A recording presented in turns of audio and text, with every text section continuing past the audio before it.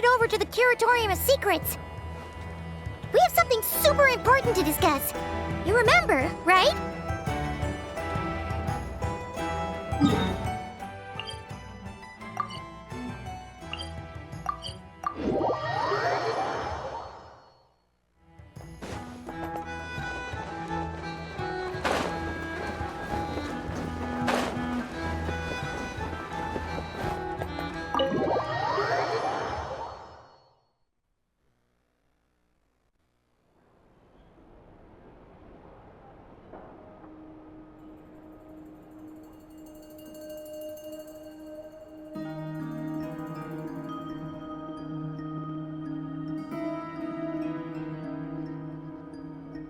Looks like the gang's all here! Yep, all ready.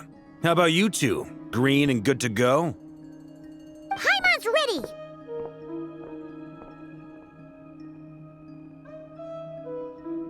Great, let's get rolling then. Great. Well, first things first. Wait. Someone's here. We heard your footsteps. Although... You've been here for a while now. I take it you followed the Traveler, but I don't sense any ill intent in you. Come on.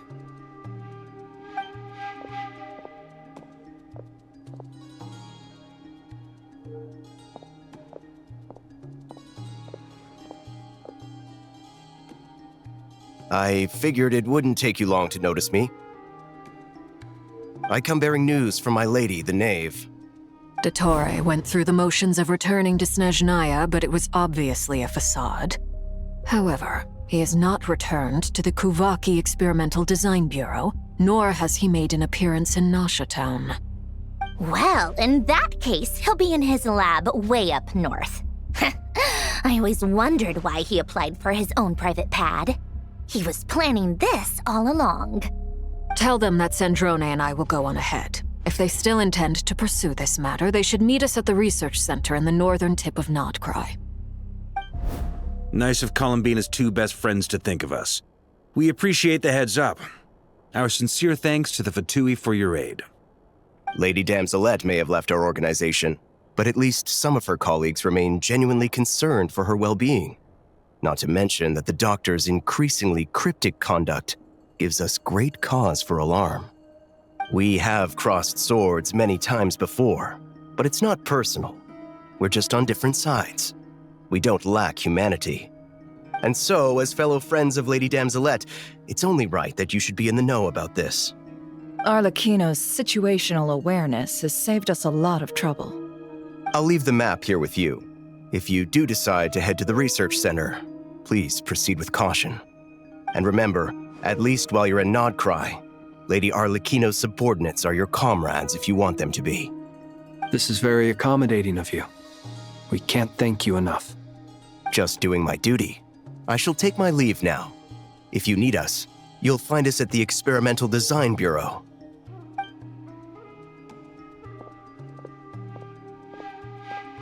So, the doctors left the Experimental Design Bureau and headed to some research center up north.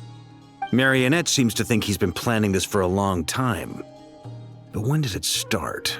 Before he even arrived in Nodcry? It seems his loyalty to the Tsaritsa is lip service at most. Behind the scenes, he may even be working against her.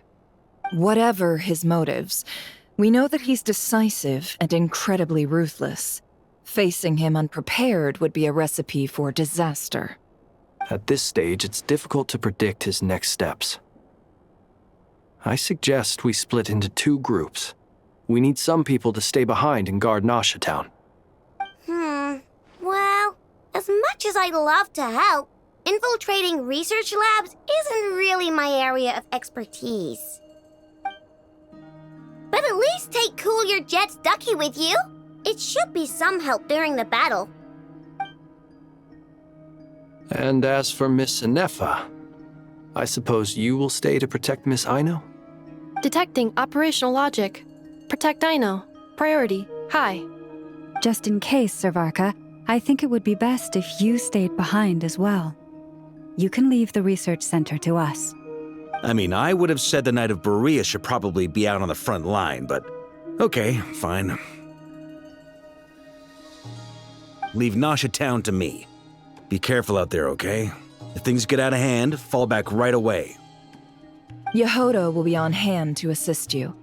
In my absence, she can handle any intel gathering work. You got it, boss.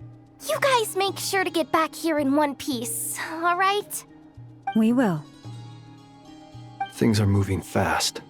We'd better head off soon if we hope to keep pace. So, it's infiltrate a secret research facility, or... Yeah, alright. Paimon will help out here instead. Sounds like it's gonna be a pretty intense fight. We all have to bring our A game here. So, anything you need to wrap up before we leave?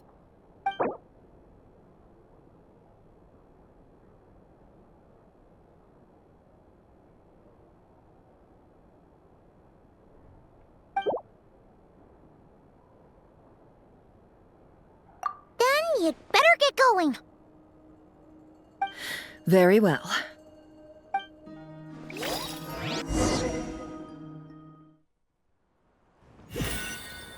All these broken machines on the ground.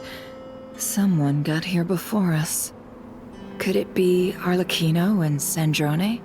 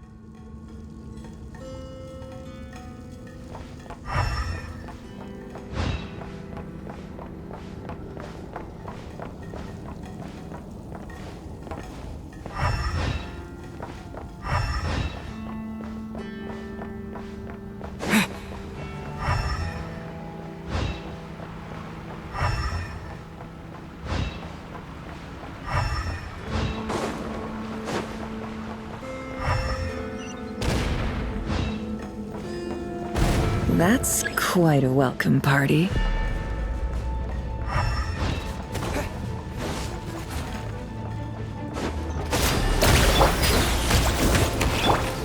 Leave this place. The long sleep bends.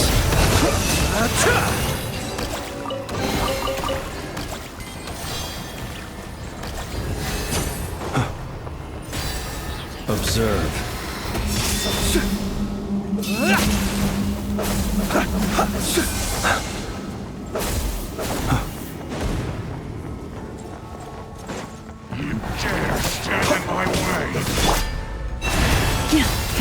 Can't hide the truth. No more lies.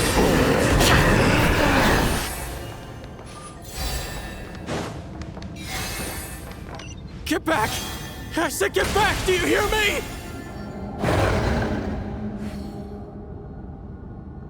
Why isn't it working?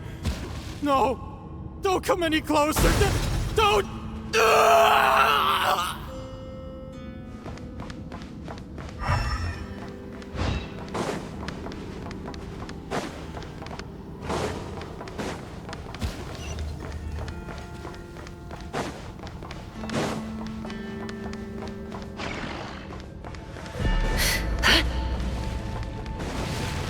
Can't hide the truth. Be silent. Close your eyes.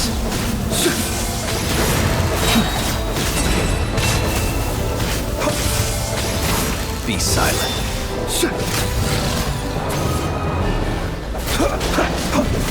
Close your eyes. Be silent. Close your eyes. Night falls. You poor souls. May your spirits find peace. Grab that key on the ground.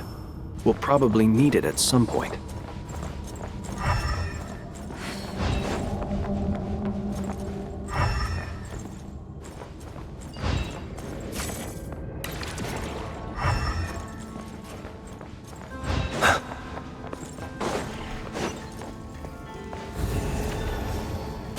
Watch out! Ugh, there's no way through. Let's go around.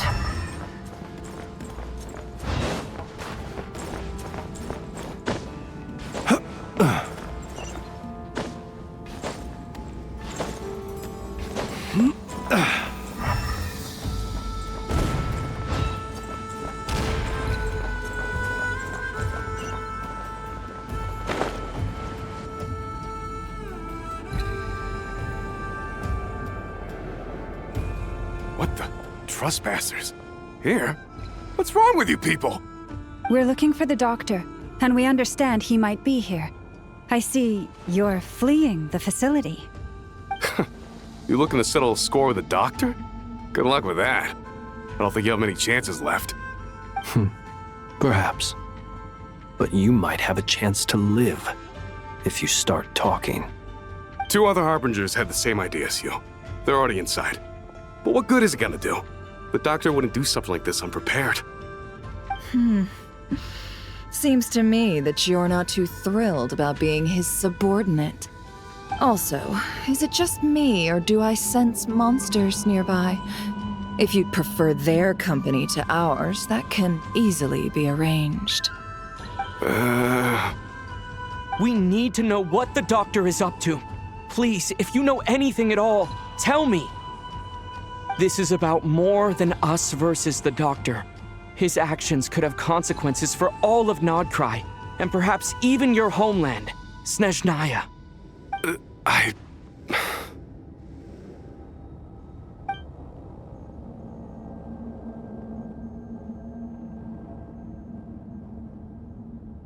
He's building something. Ambitious doesn't even begin to describe it.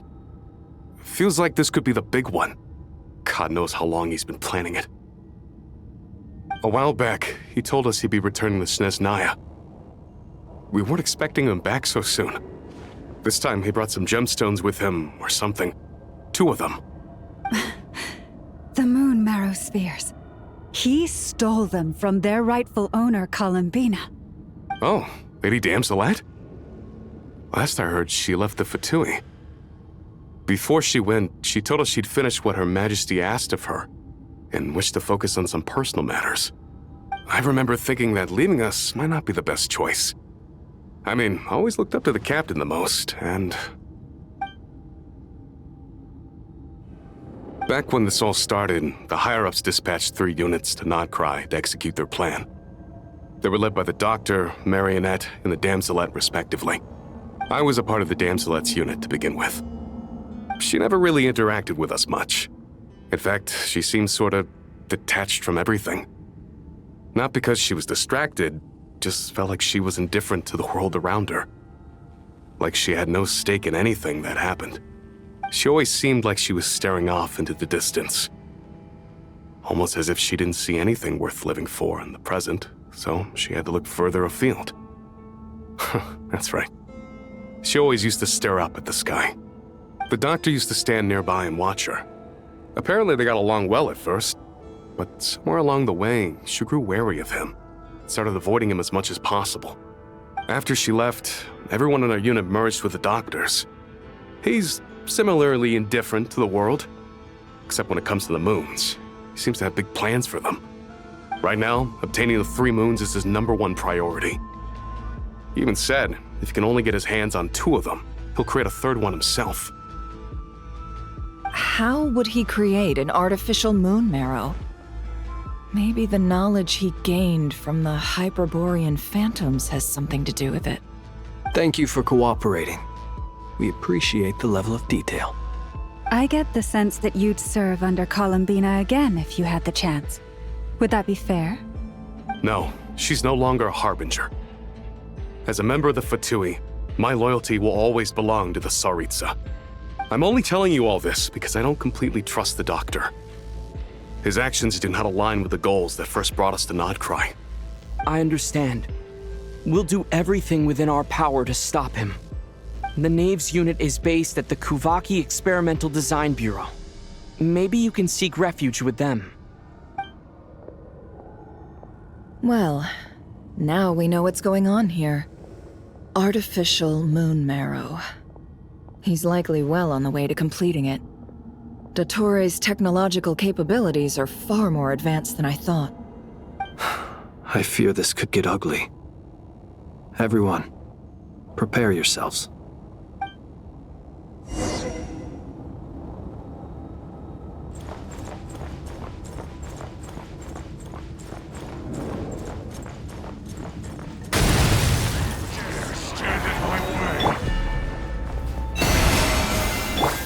It all adds up. No more lies. Be silent. Close your eyes. To dust. Observe.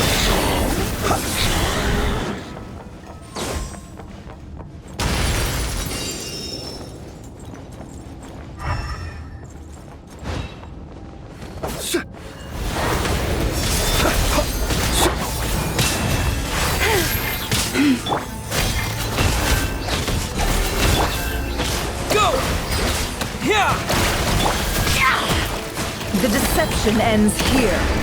It all ends up. Be silent. Observe. Do you fear the dark?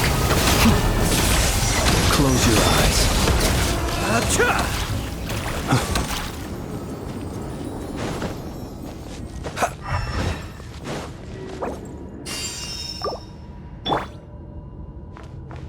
You poor lost lamb.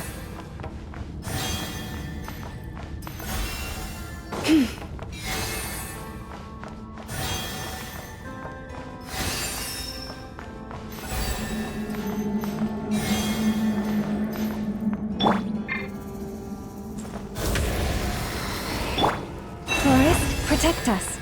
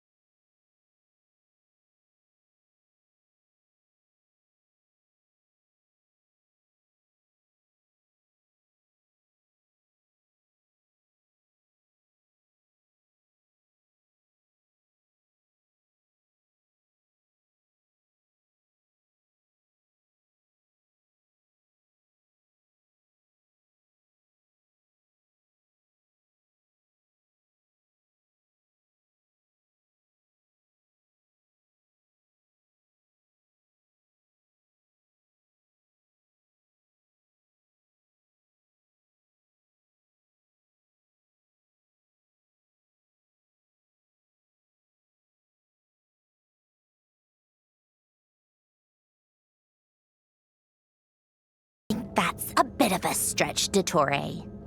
I must protest what you are insinuating with that phrase, claiming godhood.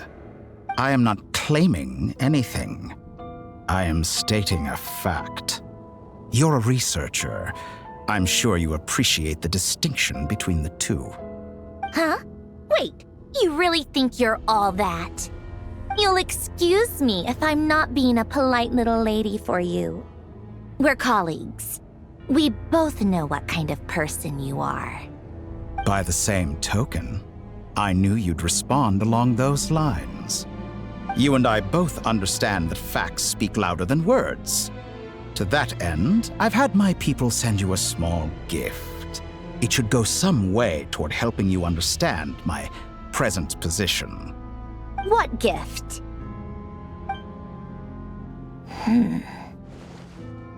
Where have all your troops gone? Who knows?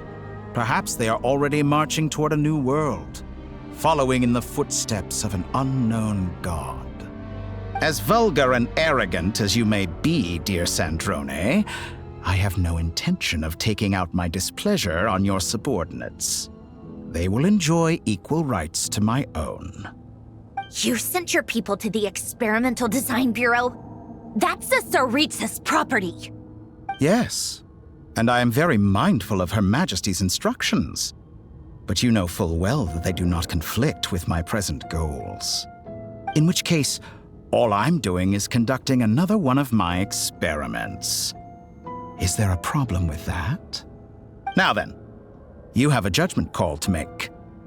Am I simply lying to stall you? Or is it possible that every word I am saying is the truth? In which case, your subordinates really are in danger. So now you've turned on fellow Fatui soldiers.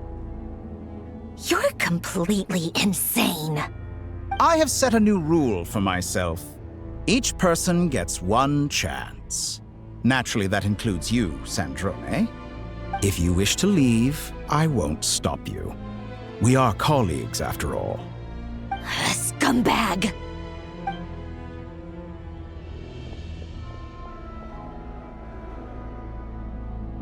Still, I hadn't counted on Sandrone sparing any thought for the people of this world. Shame. I always found her self-centeredness to be one of her few better qualities. How can she ever hope to achieve greatness when she's so obsessed with protecting her little design bureau? It's more than a little disingenuous to speak of achieving greatness while taking hostages. Or does honor no longer mean anything to you? Honor? I have the marrow of 2 moons in my possession and will soon complete the construction of a 3rd. I will be the god of a new world. And you speak to me of honor? How charmingly naive. Those are sacred relics. You do not deserve them. In my view, many in this world do not deserve to be alive. And yet, I mercifully permit them to go on living, do I not? You'll come to regret your actions. Will I now? Let's see if you can make me.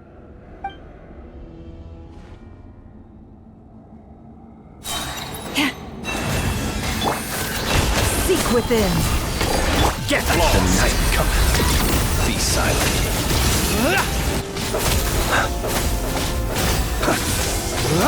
Observe.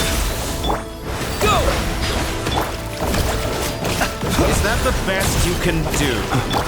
Branch into song for the everlasting forest. Close your eyes. Target acquired.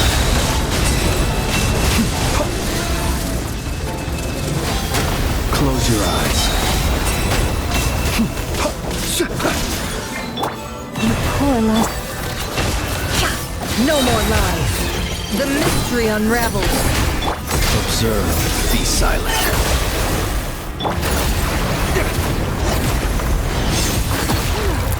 Thanks for the assistance. Arlecchino. They see you as an ally. What a farce. You're clearly here to destroy my research.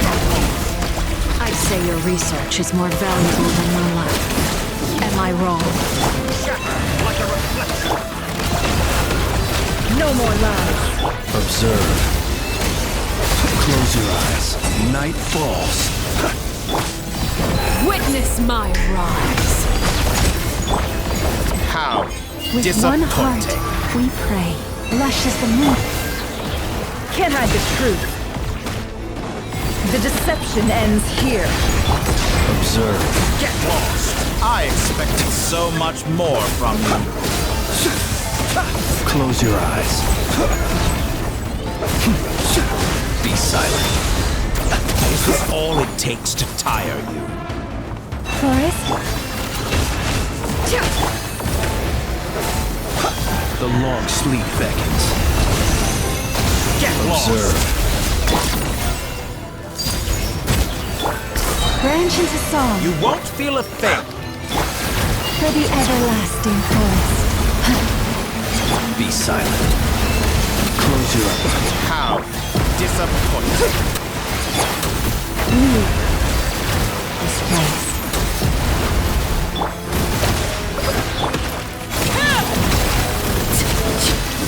Dottore is too powerful with the artificial moon marrow in his arsenal. Fighting him is futile. Quickly!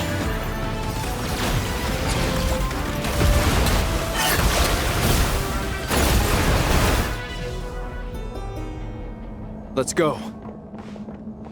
I've always thought it is wiser to flee than surrender.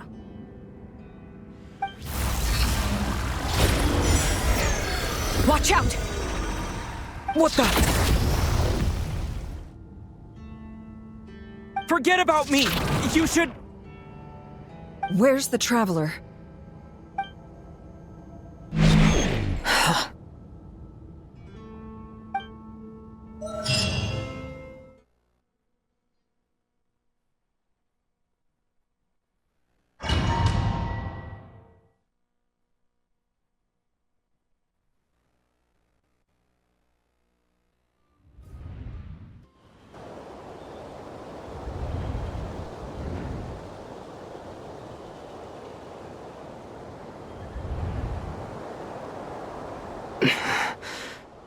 What just happened? Nasha Town? How did I get here? Strange. I remember being trapped by Dottore during the battle. And now all of a sudden, I'm here. Something weird is going on. I guess I'll start by exploring the area. Huh? Traveler? What brings you here at this hour? Huh? What are you in the mood for today? A hot dog? Or something else? We've got some special discounts at the moment. Want to see the menu? Sorry, I'm not hungry right now. Ah. Well, feel free to take a seat for now. Let me know if you change your mind. Everyone seems to be acting normal. Am I just overthinking? Oh, darling, look who it is. One of our regular customers. Get the traveler something to eat, would you, dear? Wait, why is he talking like that? Well, I'd love to, but can't serve a customer unless they order something. Anyway, I take it your business is wrapped up? Yes, thankfully. It was a long trip, and it's left me feeling pretty exhausted. But the upshot is, I won't have to leave again for a good while. We can have some quality time to ourselves. Wait, these two are a couple? I see some kids around too. I didn't know they had a family. Hey there! I haven't seen you in ages! What's keeping you so busy? I've been looking forward to playing with you again. You forgot already? You're silly. Daddy brought you over to our house recently. We had some snacks together. What is she talking about? We've had a lot of customers over the last few days, so we've been real busy. And like my mom always says, some people are more than just customers. They're friends. Oh, another customer's arrived. I better go see what they want. This is all wrong. I never once heard the owner of this restaurant talk about their family. It certainly isn't a family-run business. And that child? I don't recognize her at all. Could this be a false memory? Very good. I knew you had it in you. Aren't you going to try the house special? When did he show up? No, none of this is real. You don't seem to like it here. That's fine. We can change venues.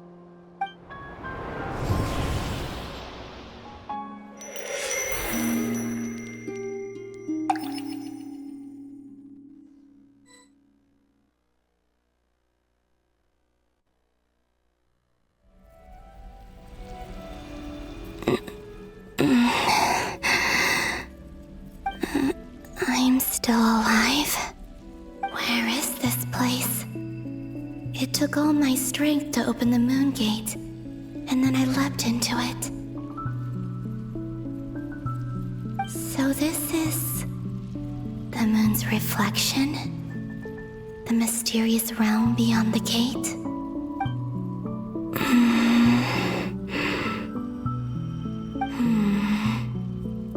I can't sense anything. I guess I could try opening the gate once more.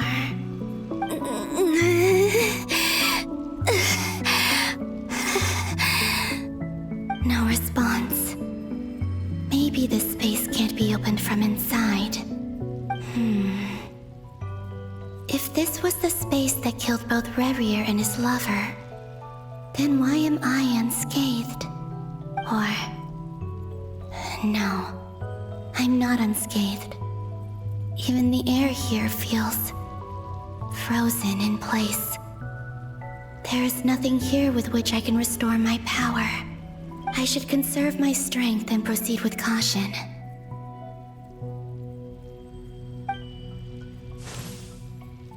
I don't believe Dotori's scheming will stop just because I escaped.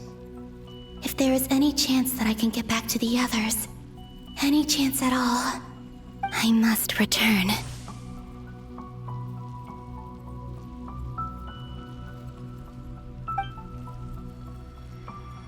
Emptiness. Silence. What is this place? Or maybe the real question is, what is it for? What's this? Looks like it responds to my power.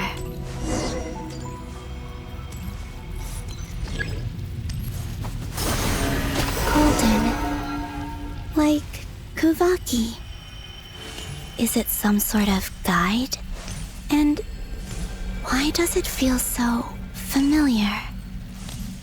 I might as well follow it.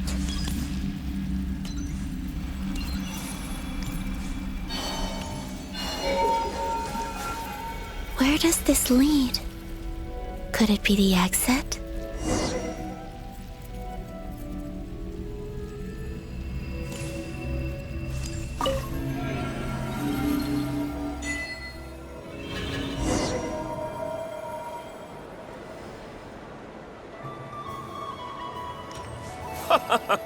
Welcome home, Moon Goddess.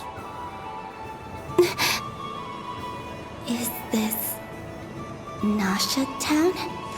But isn't Moon Prayer Night over already?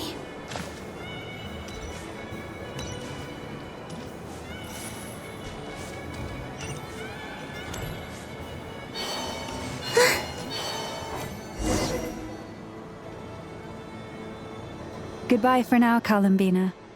I hope you have a wonderful night. I will. Llama, everyone else, and me?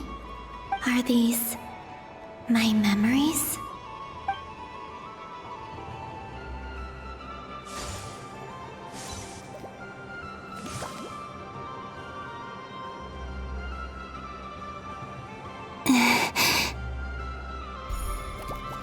I can't touch them. It's as if we're separated by some impenetrable power.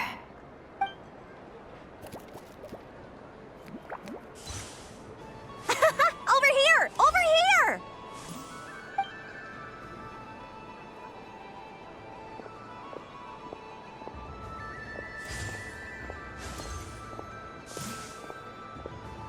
But the people in these memories pass right through me. Just like when I disappeared. If only I had known what would come to pass after that. Even so, I should still take a look around. Just being back here. It gives me the strength to keep going.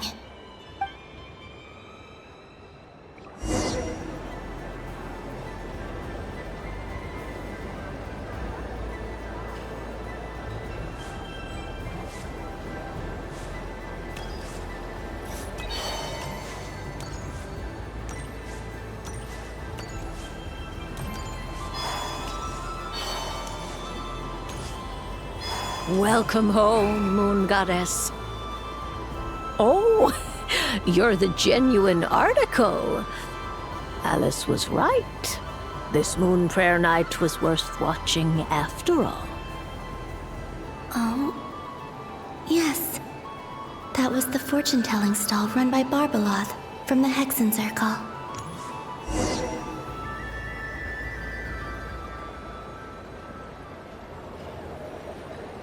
Please, draw the first lunar arcana. This represents destiny and is the foundation for the divination as a whole.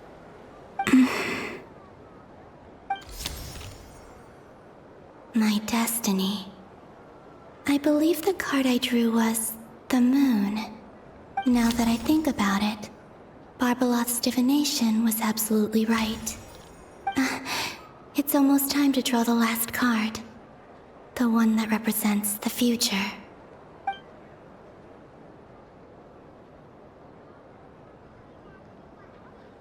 That was the card that popped out on its own.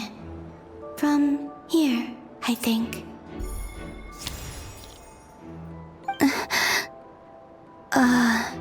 Kuvaki Pulse? What? Fascinating. I've never encountered this before in my role as a diviner. What's going on? Did that card leave the deck? Because of my influence? All I did was try to touch it, and then... Maybe this memory space is not untouchable after all. Are there weak points in the barrier? Or... is it possible that there's more to this space than my memories alone? This card is death. I need to get to the bottom of this. I'll try touching something else.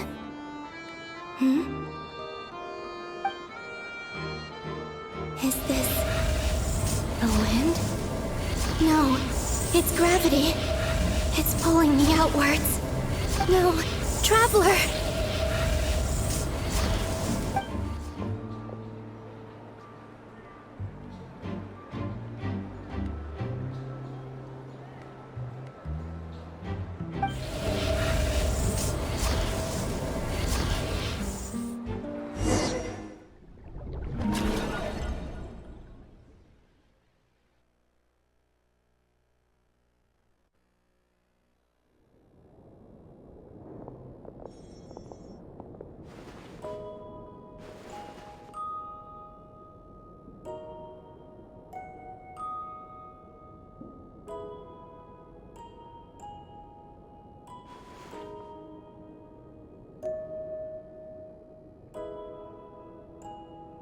Paimon, listen to me.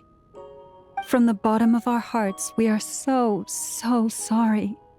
We completely understand how you must feel.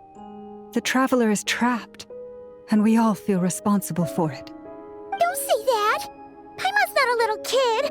You didn't leave him behind on purpose! There was nothing you could do!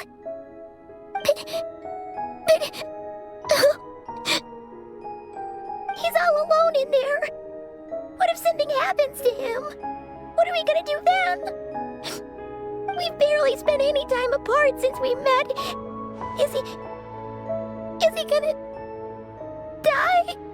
We must find a way to rescue him. We were all involved in the operation where he was captured, and we do not abandon our comrades. That being said, it won't be easy.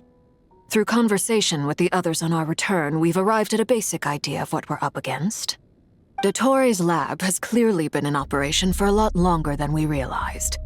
We found many monster samples stored there. In all likelihood, they were materials he used to research his latest technology.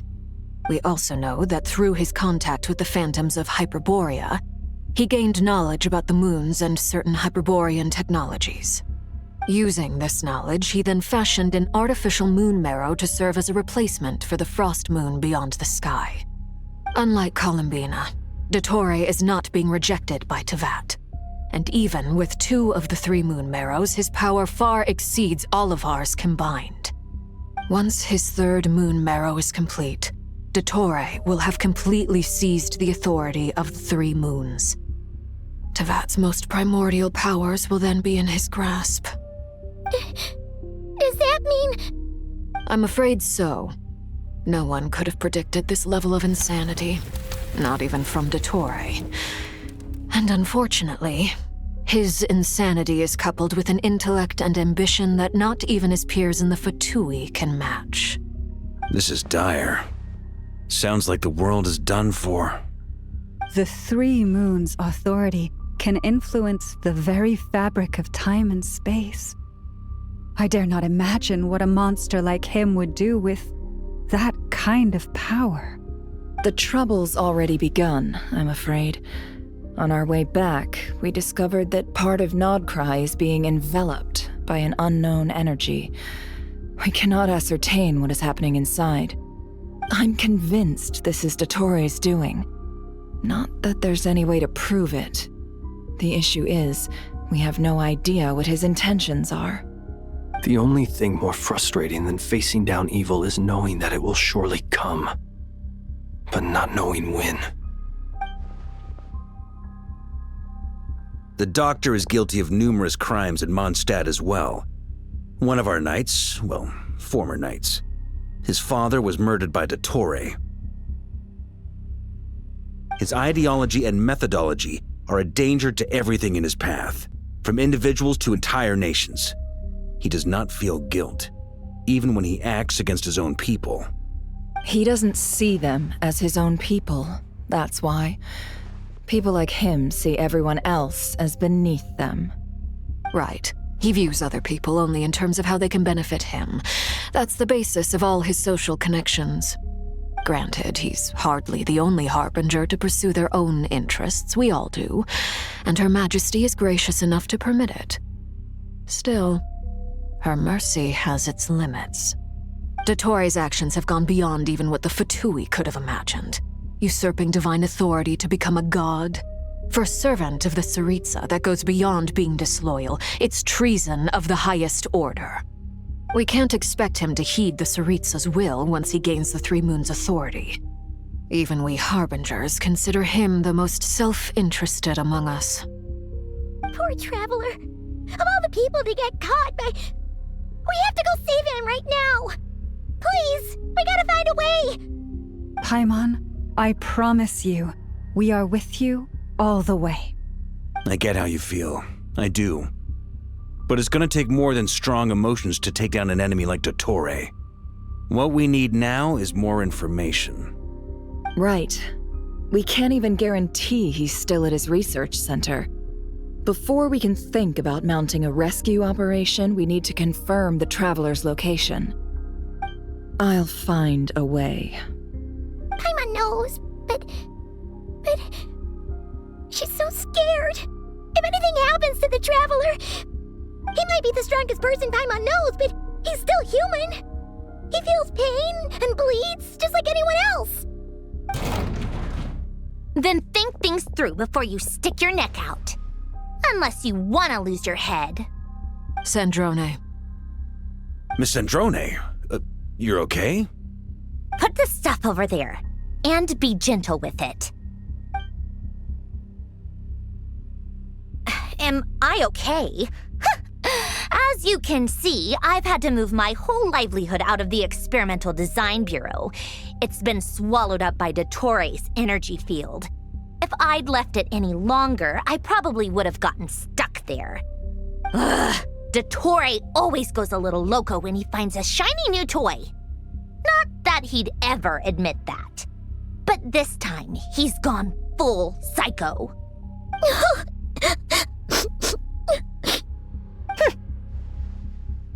Just go ahead and cry already. Sorry. Paimon's not trying to make it scene. It's just... She can't. Oh, Paimon. Let it all out. There's no shame in it. When you're overwhelmed by fear and despair, crying can help get it out of your system. You'll feel better for it. Okay then, while the baby of the group is having a moment, how about the grown-ups get to work? give me your hand. You've made a discovery? Polonia, scan.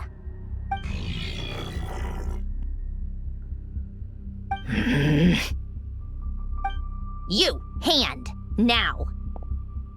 Oh, I thought you'd never ask, my lady.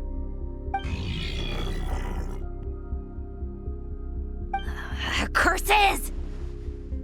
You're next, then you.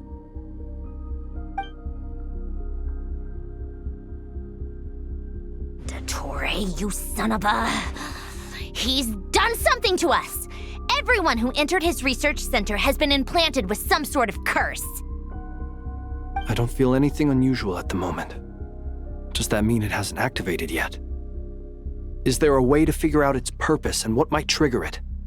My best guess is Dottore created it using the Moon Goddess's powers. 1 second, analyzing. Ugh! That friggin' maniac! So, what twisted game is he playing this time? The moment I analyzed the energy composition, some encrypted text appeared in my mind's eye. And when I deciphered it according to the Fatui standard encryption protocol, I got the following message. Feel free to run, or you will perish in nod cry. He's mocking us. Yep, he loves to toy with people. Only in this case, there might be more to it. But I didn't detect any murderous intent or malice either in the message or the curse's energy. As if this is him at his least malicious. Or perhaps all people are cowards in his eyes. Maybe he thinks the threat alone will be effective. What a despicable person. And he has the Traveler in his grasp. If I may, as unhinged as Dottore may be, he has always exercised great patience with the objects of his interest. I remember a comment he made when we first arrived in Nodcry. He said, "This world is, on the whole, an exceedingly dull place. But at least there are a few intriguing features, such as the gods, or the Traveler. Presumably, they interest him because they're unknown quantities. He wants to understand as much as he can about them." Agreed. The Traveler is Tevat's fourth descender. All Harbingers are aware of this. Since Dottore took such pains to capture the Traveler, he is unlikely to kill him right away. Okay, but we still have to do that rescue operation. Of course. I also think we need to read between the lines with Dottore's message. If he's encouraging us to run, that means we mustn't leave Nodcry under any circumstances. My guess is, his curse will only trigger if we leave.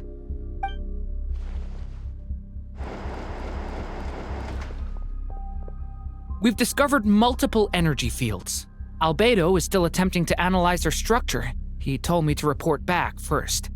Each field is slowly growing, swallowing up more of the surrounding area in the process. And the pace of their expansion has increased since we first examined them. He's probably trying to swallow Nodcry whole. His nefarious ambition knows no bounds. If this continues, the whole of Tevat will be in trouble, not just Nodcry. The loss of Columbina could not have come at a worse time. Do we think she's truly gone for good?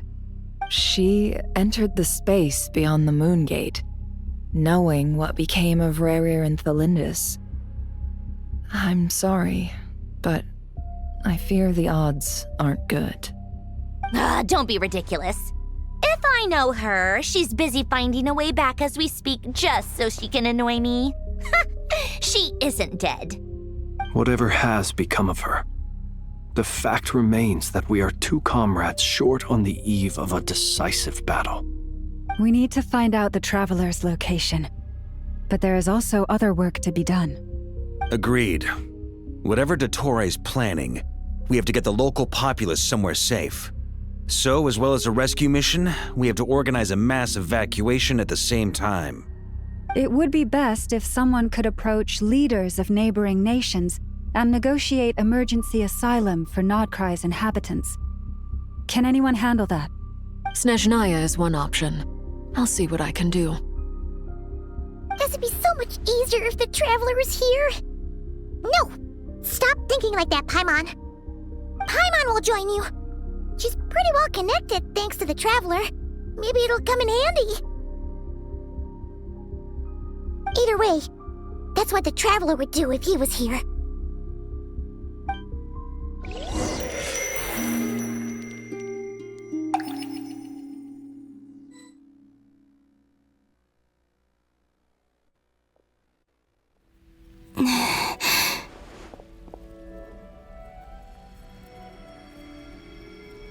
Back here again. That gravitational force that pulled me back. Is this where it came from? When I saw that memory of Moon Prayer Night, I think I influenced reality. Was it just a coincidence? Or, if only I could have sent the others some kind of warning on Moon Prayer Night, maybe we could have stopped Dottore. I feel so heavy. Does entering that space consume a lot of energy? Well, even so, I have to keep moving forward. Back to emptiness and silence again. I should try and find my way back inside that memory.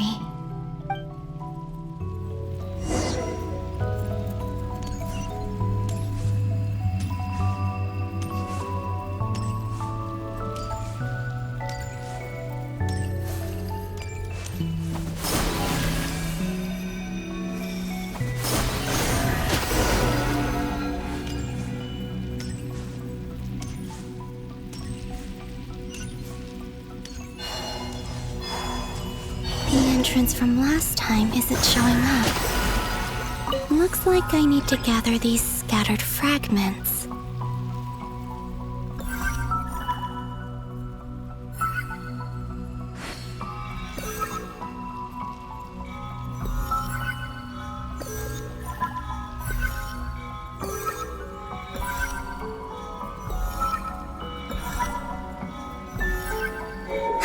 It worked!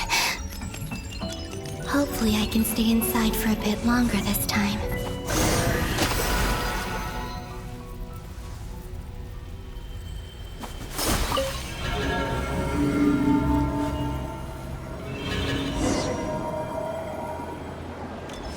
Ad Astra Abyssosk. Welcome to the Adventurers Guild. What? This doesn't look like Moon Prayer Night. Extra, extra! Latest issue of the Nausea Express! I don't think I've ever been here. Maybe this space isn't comprised of my memories after all. There aren't any festive decorations around. Is this Nausea Town after Moon Prayer Night ended? Did Dottore's plan not affect the town? Or is no one aware of what happened because he used the Three Moons' authority? Let me see if I can influence anyone else. So, what do we do next? Wait, that voice. Paimon? The most important thing right now is to find that mage. Lauma the Traveler and Mr. Varga are here too. I'd better go pay the Fatui a visit. Traveler!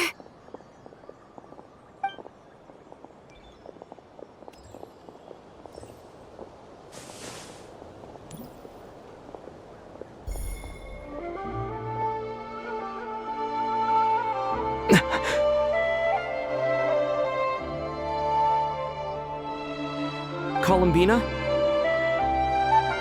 I made contact. It's me, Columbina. Huh?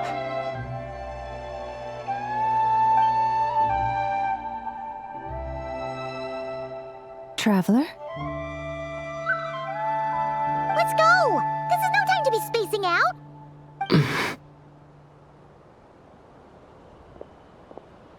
Huh? Wait a moment. This has happened before. This is what happened when I disappeared. I stood right over there, thinking that no one would ever find me again. It was only when he called my name that I decided to follow them. But did he turn around because he sensed my touch just now? Is it really possible that from in here, I can change the past? If I keep following them, maybe... It's that gravity again.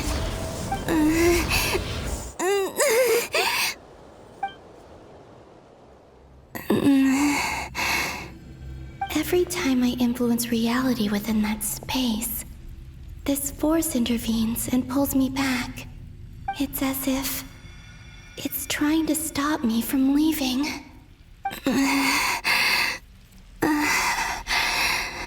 I'm getting weaker and weaker. I'll just have to try another approach next time. Come on, Columbina. Keep going. You have to tell everyone what happened.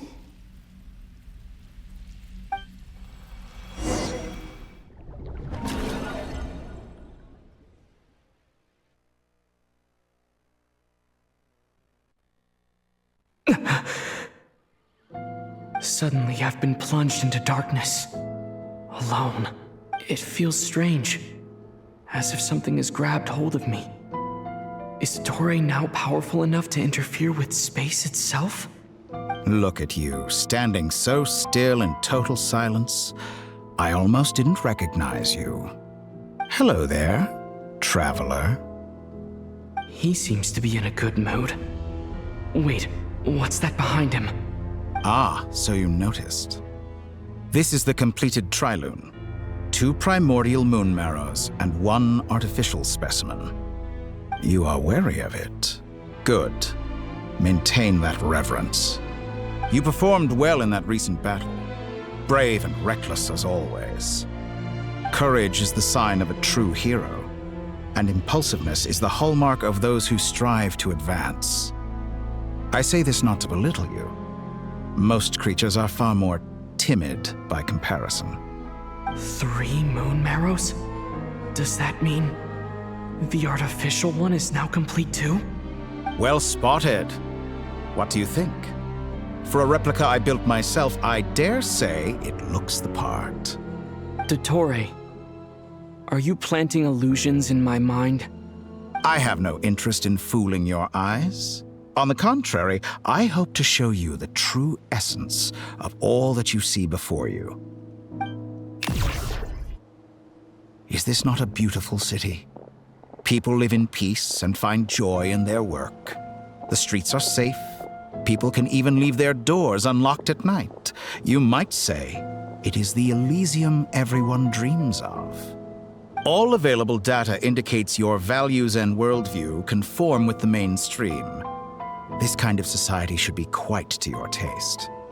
False beauty is deceitful. Lies are to no one's taste. I wonder, is it your moral standards that are too high? Or your expectations of reality? Answer me this. If someone existed in a sweet dream from the moment they were born, a dream in which they never once felt pain, which do you think they would consider superior? The dream or the reality? That's pure sophistry. It has nothing to do with your actions. As I suspected. You have yet to understand all of this for what it really is. What do you want from me? You sound impatient. Do you think the only reason I'm keeping you is because I want something from you? If it's not, then why haven't you killed me yet? No one can stop you if you're as powerful as a god.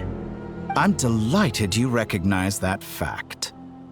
I believe we last squared off in Sumeru. Ah, the memories. How time flies. You and I have both grown. I'm not surprised that Arlecchino and Sandrone worked with you. You've always a way of slowly but surely ingratiating yourself with all levels of society. People laud you as a hero, but I suspect There's more to it than that. Oh, but to be clear, I don't say that to flatter you. Do you always give your opponent an appraisal before you deal the final blow? Call it a long-time habit. I'm a researcher, and one of my duties is to give an objective assessment of my subjects. But you misunderstand. We are not opponents. Not at this moment. I just want to talk. Think back to Tartaglia, Arlecchino, Capitano, Colombina, and now even Sandrone.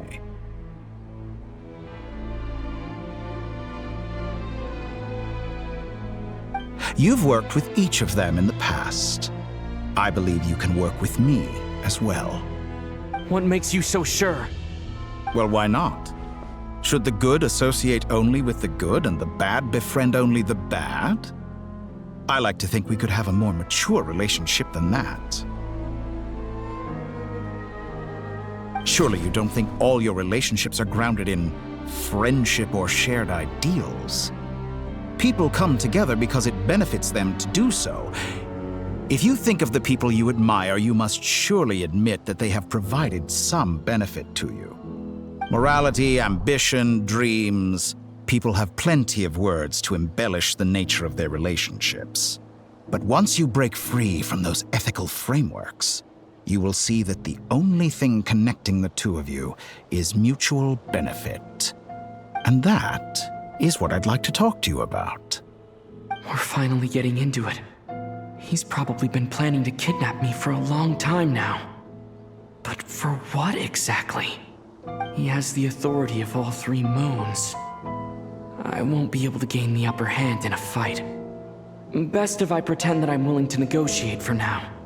You say you're a god, but you also speak of mutual benefit. What could a god want that the three moons cannot provide? Excellent question. But before I answer, I would ask you the same thing. Gaining Colombina's allegiance was a rare and extraordinary feat. But the Moon Marrows are now in my hands, and I have the edge over her. For this artificial moon is not being rejected by Tevat. Her identity and lineage may have been a thing of glory in the old world, but they were also shackles that prevented her from ever integrating into Tevat.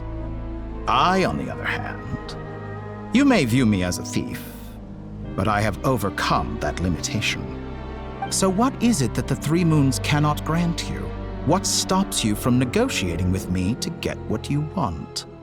I don't make deals with lying psychopaths. That's quite an accusation. Are you expecting me to get angry with you? Well, this is one aspect in which my personal growth has served me well.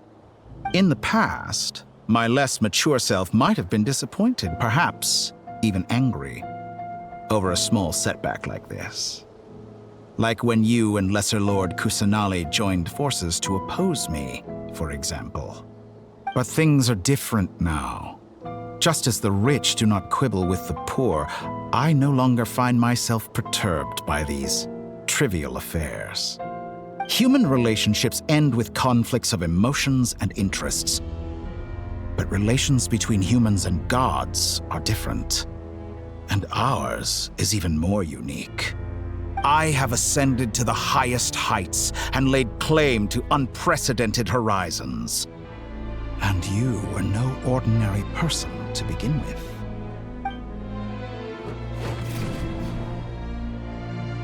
Allow me to show you the world, Descender.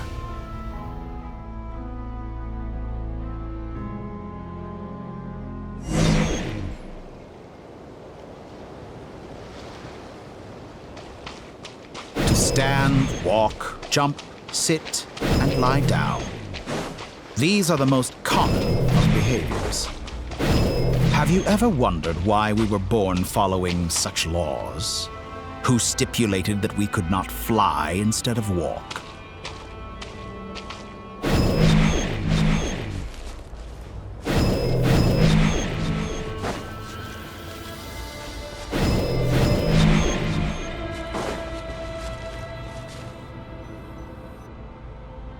Someone of your talent and experience must surely know of the 4 great rulers who who serve the heavenly principles.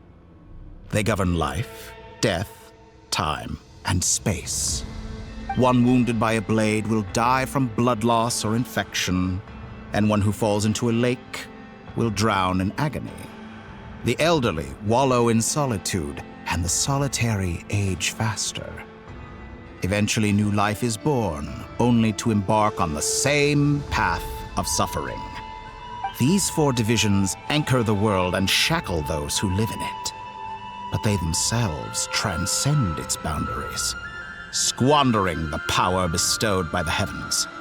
All who live yearn for equality, but unless the gods prostrate themselves and profess that they are mere servants of the living, equality can never exist.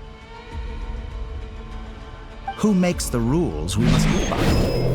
Who has the right to restrict us? The limits of the body can be rejected.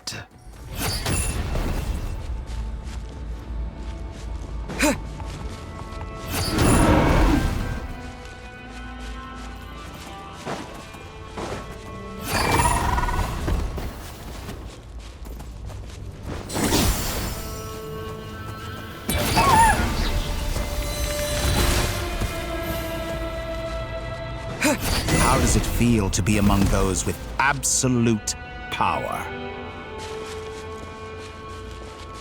You cannot conceive the extent to which your flesh hinders your mind and spirit.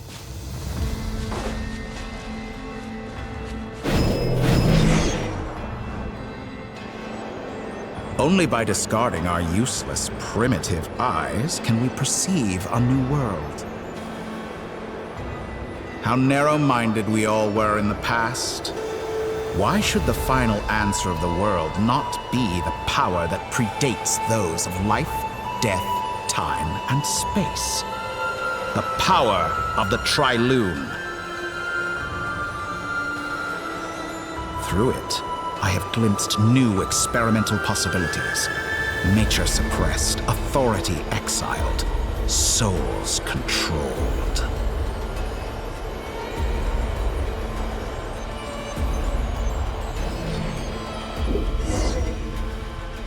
You know, I heard recently that a group of critics reviewed countless stories and drew an interesting conclusion. They found that it is more often than not the villains who strive tirelessly to push the boundaries of progress. In fact, long before this, someone voiced a similar idea in an academia editorial. I felt a great affinity with this perspective. I have never been afraid to step up and play the role of the villain. Fanatics are trampled down for their transgressions, and those who transcend are rebuked for their audacity. And so, the majority of creatures are too timid to follow my lead. But all sacrifices made during my experiments have been worthwhile, as you can now see. I can offer you something new, something unique, precisely because I am a villain. Think about it. We are eternally bound through mutual interest. Can you truly say you would never turn to malice if it could give you the life you dream of? After all, what value do perfection and purity really have? They are fragile and feeble things, utterly tedious. I say, better to be governed by a flawed humanity than a gnosis. The true seeker of knowledge is the villain who undergoes countless tribulations in pursuit of their goal. I'm sure many people have told you that you're different. Because I'm a descender? Exactly. Very clever. But what has that got to do with you? I do not conceal my wicked deeds, my selfish desires, or my greed. A true researcher must act as I do if they are to understand and speak of the truth. And yet, a knowledge seeker like myself will inevitably grow tired of studying Tevat beyond a point. You have traveled to all corners of the world and met many people. Along the way, there have been moments when you were misunderstood or even became a wanted criminal. And all the while, You have spent your days doing some of the most mundane jobs in the world. You fight and toil, claim minuscule rewards from my friend Pantalone, then you fight some more, winning some battles and losing others as your search goes on. And this cycle continues, with no end in sight. Surely you must sometimes grow weary of being stuck in this same loop day after day. We're completely different. I embrace everything that life throws at me. I am engaged in every step of my journey. How does that make us different? I too embrace what life brings, researching everything that interests me. Think of all the novel things I've managed to create, like the artificial moon marrow. Don't you see? As unique a specimen as she was, even Columbina is not irreplaceable. Take that back. She's gone because of your actions. I didn't say that to anger you. Though admittedly, I don't see what there is to be angry about. Anything Columbina could do for you, I can do better. I know what your ultimate goal is. You wish to walk the path your sister walked, and seek answers from her at the end of that journey, don't you?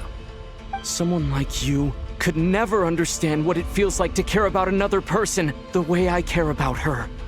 Perhaps not, but that doesn't mean I can't help. I could find your sister right now, bring her before you, and make her give you the answers you seek. Don't be so presumptuous. You'll never begin to understand the situation between us. Oh, no. This is no presumption. I'm only offering what I know is possible with the power of the Trilune. But it seems like you would sooner continue with your journey through this world. Why? Do you truly desire this journey? Or is it simply a necessary process from which you cannot escape? Think of all the time and energy you have spent, everything you've had to endure just to make it this far. Is this really what you want? Or has your hand been forced by the promise of that final answer? Yes, you have made many friends. But do they ever spare a thought for the void in your heart and what it yearns for? What you want is not friends. It is family. But do they know this? I, on the other hand, am far more considerate. Join my experiment, and in return, I will bring your meaningless journey and all its struggles to an end. This is a malicious attempt to manipulate me. But at the same time, he's stating some very human truths. Of course he's right about my predicament. How can I deny it? I have faced ungrateful strangers, never-ending troubles, an endless quest for answers. I want to see her. After everything I've been through, words can't describe how much I miss her. How much I want to be reunited with her, wherever you are right now. Do you miss me too?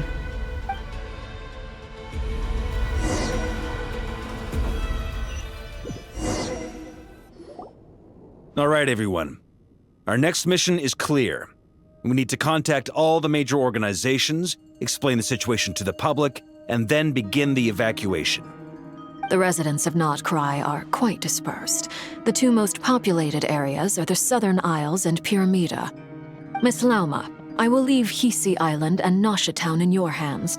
I will liaise with the Fatui and Pyramida. Agreed. We will reach out to Natlan and Snezhnaya. Anyone found north of the Experimental Design Bureau should follow the Fatui to Snezhnaya. As for those dwelling south of that line, I will ask the Voynich Guild to help persuade them to leave. Then I, Mr. Varka, and the Frostmoon Scions will escort them to Natlan. The Voynich Guild has dealings with the Curatorium of Secrets. I will send them a letter vouching for your credibility. Yehoda, you should help Lauma. This is too big of a task for one person. My wish has come true. You're willingly lending me your most capable employee for the day. Well, good for you if all this only takes a day. Of course, if it takes any longer, I'll be charging a fee. Boss, wait! Don't I get a say in this? Oh, I'm sorry. Something to add, Yehoda? Well, no one's more important to me than you, boss. And remember how Lauma healed your eyes after that big battle? I think that's worth at least 2 or 3 days' work for the Frost Moon Scions.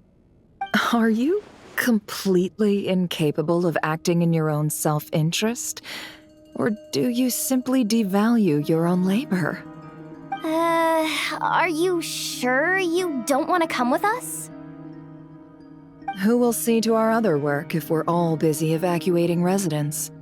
Sandrone insists that Columbina is still alive, and we have a traveler to rescue. There's much to be done. But boss, I'm just worried that... Well, Nefer, I'll link up with you once my tasks are complete. What makes you think I'd need you to do that? I'll need it.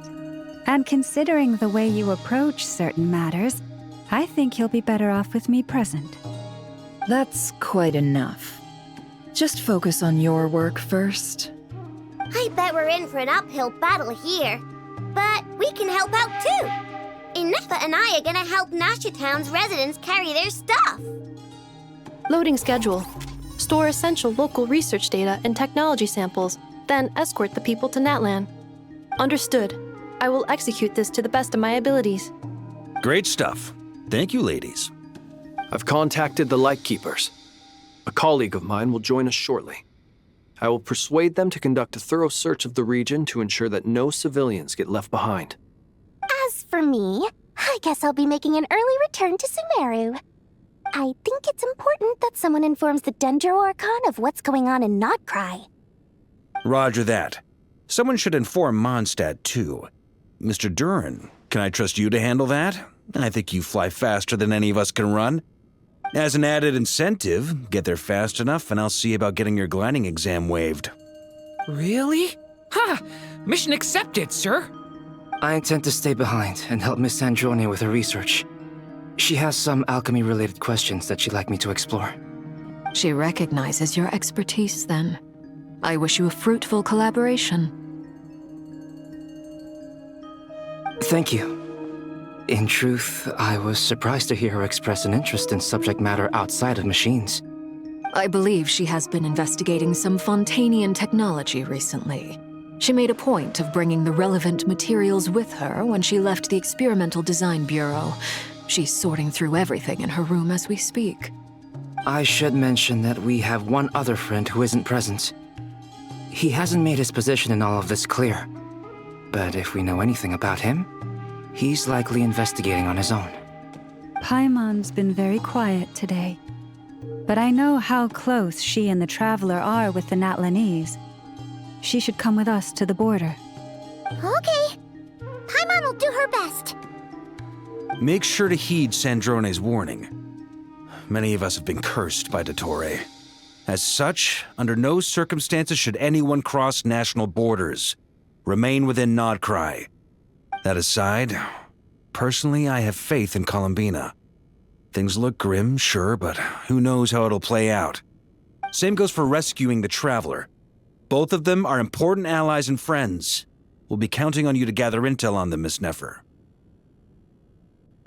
Oh, wonderful. You're all here.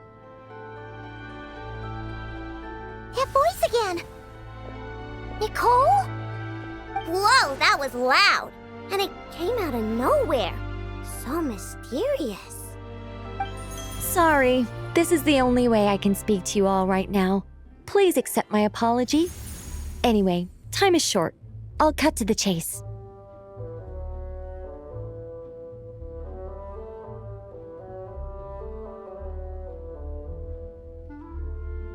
We're still facing quite a catastrophe here at the world's borders. Alice has roped in every Hexenzirkel member she can get a hold of. Except for me. She told me I had to come and help you all out as a matter of urgency. I quote, "You love talking, don't you? Well, now it's finally your time to shine. Take these. Make sure the whole party gets one each. You'll be in charge of making sure everyone stays connected. Huh? Is this a Dodo communication device? Scanning. Unknown device. Analyzing. Unknown device. Conclusion. Cute. Affirmative. It is cute and good. I believe that I quite like it. This is no ordinary Dodo communication device. It's my very own special modified version, specifically... sorry. I almost went off on another tangent there. Anyway, help yourselves.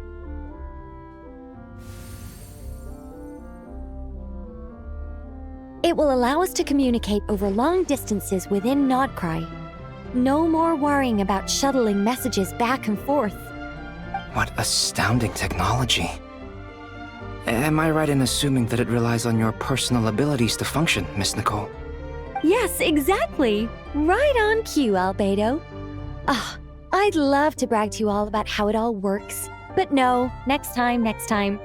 Anyway, I'll be right with you all, serving as a communication hub. That's all from me. Head off as soon as you're ready. I'll be staying here to keep watch, and I'll be sending you my blessings.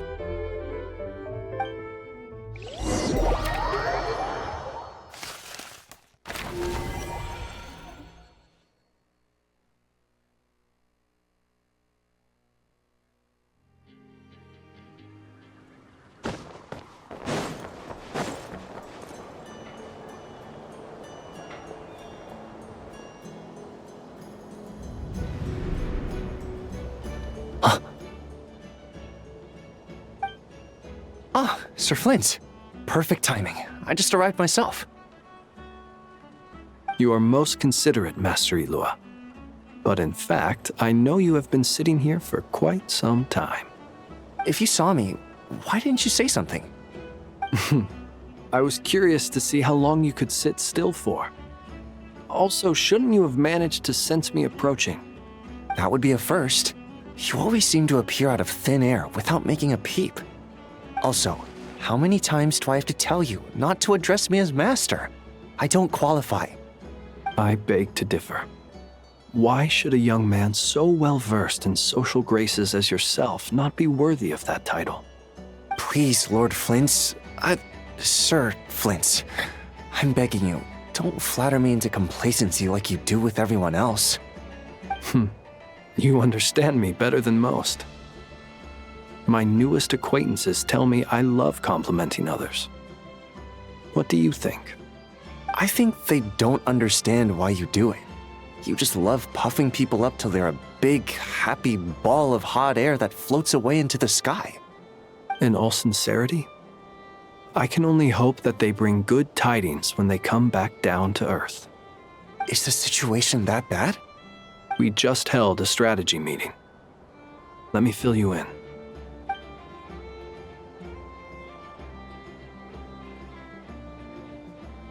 In short, we need everyone gone from Pyramida. We also need a team of Lightkeepers to scour the more remote regions of Nodcry for civilians to evacuate. I only hope we have enough personnel. We do. Old Man Nikita will definitely help, and we can recall anyone out on patrol to focus on this instead. Good. I'm sure you and the others will make short work of this. Now, don't forget. Once you've completed this task, make sure you and the rest of the team evacuate to either Snezhnaya or Natlan as well. Flint? If you've got something to say, Master Ilua, why not guess what I'm thinking right now?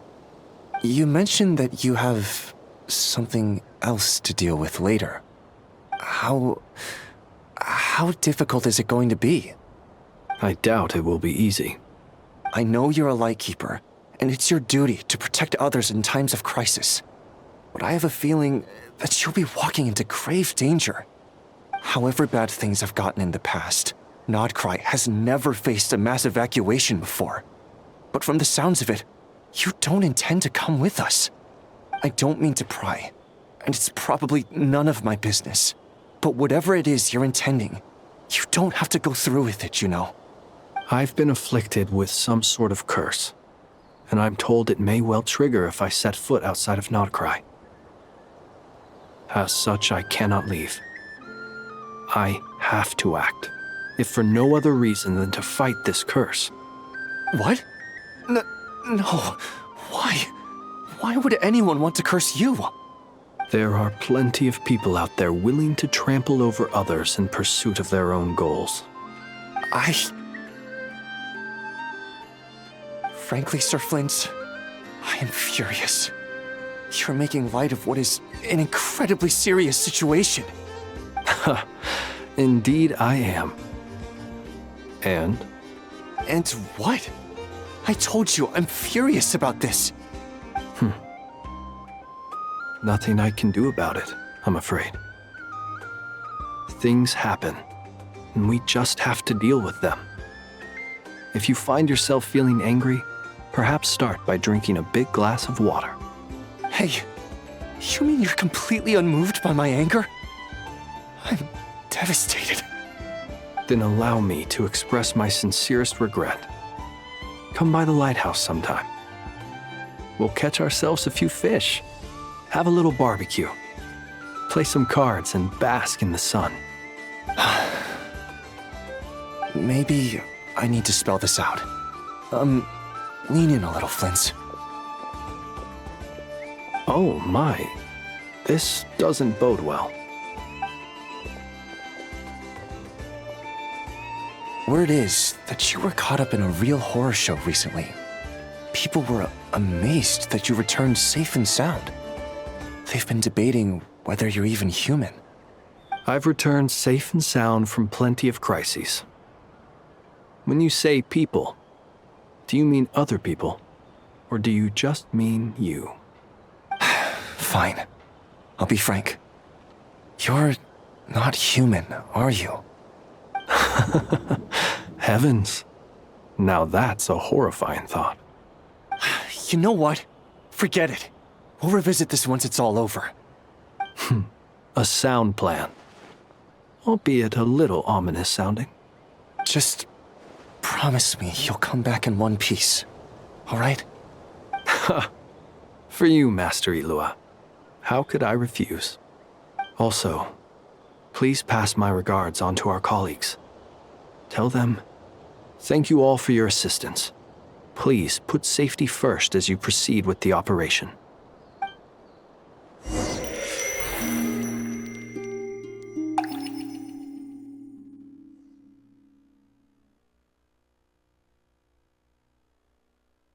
I have to keep searching for a path toward reality.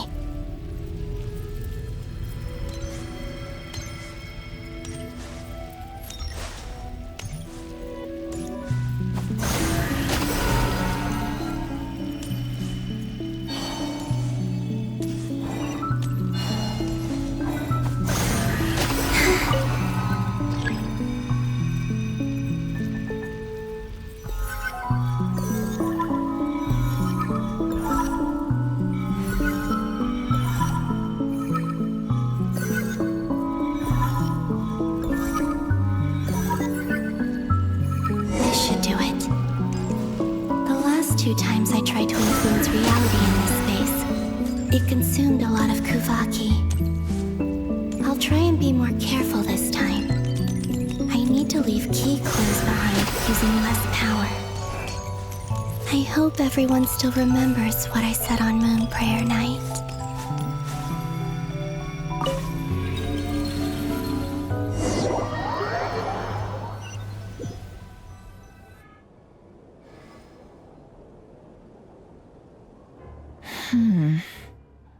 Nothing here either.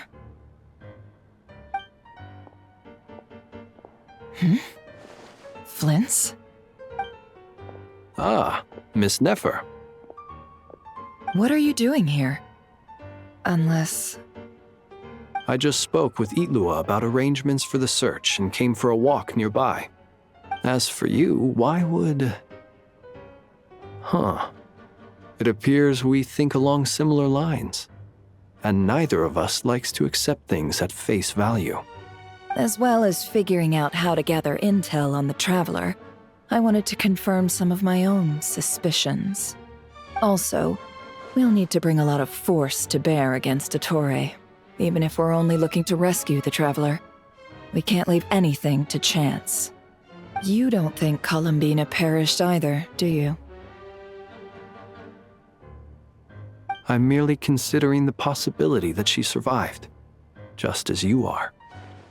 How much can we really know about a deity like her anyway? Do you remember what she said on Moon Prayer Night? About using moonlight to send messages to us? Of course. I think that's why we're both here. Where have you checked so far? I've been focusing on the outdoors. Anywhere the moonlight shines. I checked most of Nasha Town, but didn't find anything. I checked the Curatorium of Secrets, and a few rooms where I thought I might find some leads. But no luck here either. The only places I haven't looked yet are the rooms in the flagship. But process of elimination isn't the only thing that brought me here. Oh, really? What's your other reason? After all that build-up, our mystery ally never showed up even once!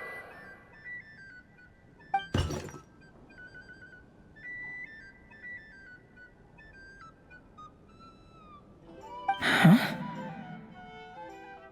Am I imagining things? Come on, let's see what's going on. Oh no. I knocked over a vase as soon as I came in.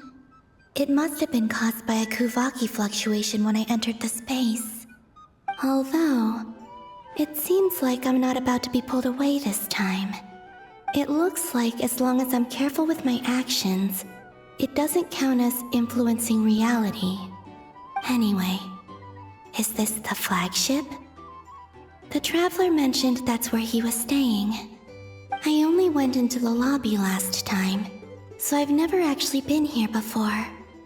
How does this space work? If nothing else, I can now be sure that it is not simply memory. He mentioned where his room was. I think it's this one.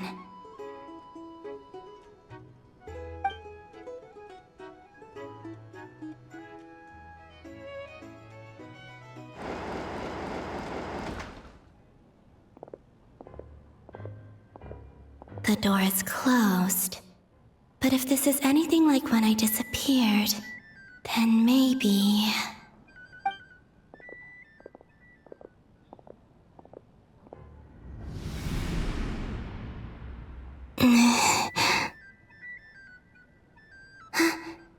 I'm in. He and Paimon aren't here at the moment. I hope he's okay. I wonder what happened to him after that battle with Ettore. Best not to dwell on that for now. I need to try and leave them some clues. Please, Traveler. I really hope you find this.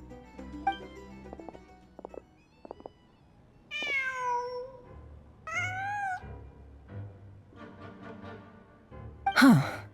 Just a cat.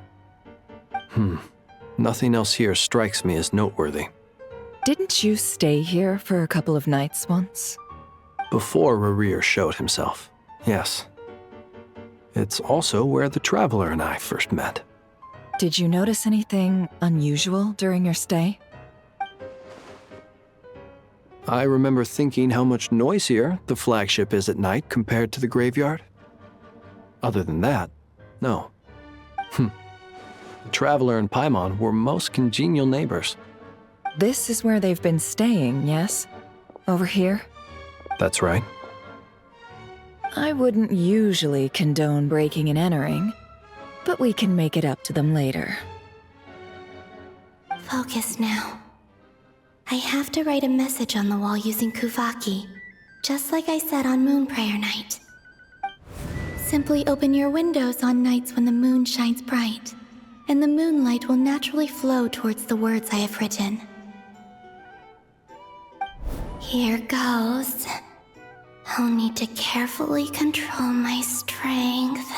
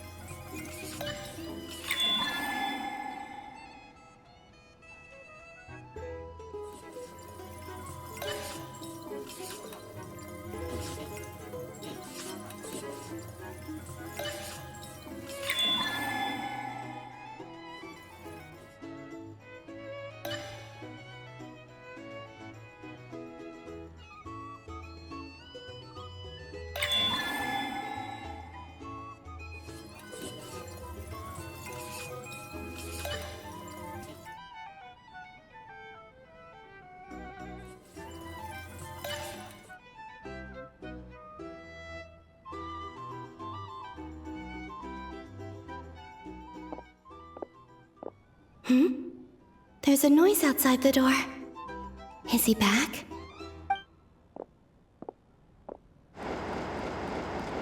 Please, you have to see these words.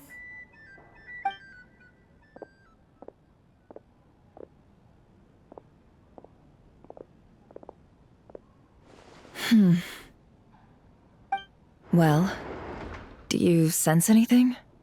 Unfortunately, no. And this place was our last chance. Not necessarily. We've only looked in Nasha Town so far. Miss Columbina said she would leave messages at her friends' dwellings. It's still worth checking where Miss Lauma lives and where I live. Let's try and make some time to look into those then. Wait. What are you waiting for? Oh, Paimon might have overeaten slightly. What's that look for? This is a victory feast. It's normal to eat a little more than usual. The Traveler in Paimon. It's really you. But why are they talking about a victory feast? Huh. You worried Paimon sick while you were out there fighting RAZER. So this is your chance to make it up to her, alright? Wait. So this is the night after the battle against RAZER. How did I end up here? That's quite a long time ago now. Wait. Time. That's it. Every time I've entered reality within this space, it's been at an earlier point in time. Every one of those points has been before I fell into the moon's reflection. And everything I've done to affect reality really did happen in the past.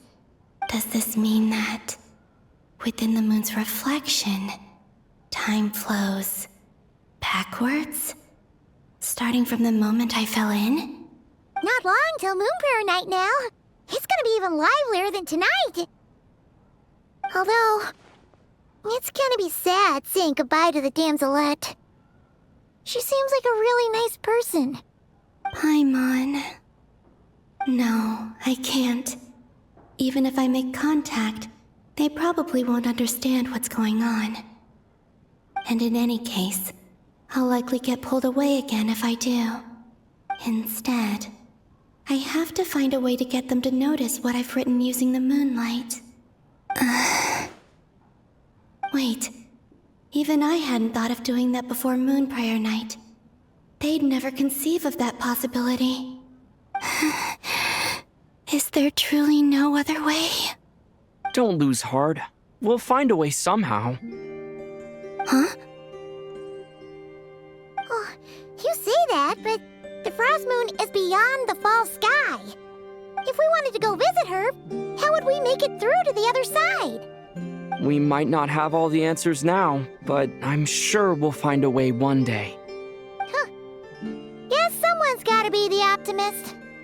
The present. The future. That's right. There are still things I can do. What's your plan? Flint's, when you were staying next door, did you ever open the window? No. The rooms here are dark and damp. And there's such a buildup of dust on the windows that the moonlight can't even get in.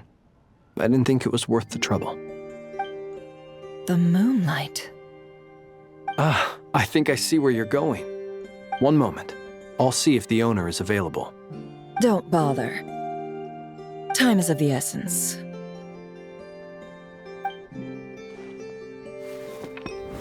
Time.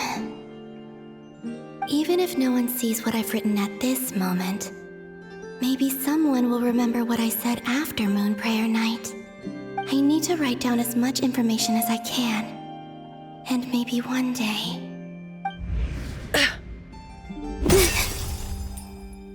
Huh? What's up with you? You can't even hold your cup steady. Are you getting tired? A little. Well, you should probably hit the hay then. You've had a really tough couple of days for you.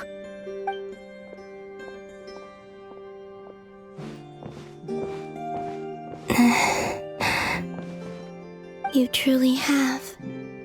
You helped defeat RAZER, helped me reclaim my name, and you helped the others organize Moon Prayer Night. Wherever you are right now, I'm sure you're still fighting against the injustices of fate. This is all I can leave for them. How I wish I could stay here. But it's time for me to go. I hope to see you again in the next time. And if the opportunity presents itself.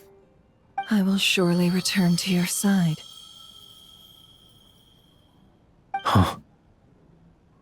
Columbina. She's alive. Not only that, but she's left us an entire wall's worth of clues.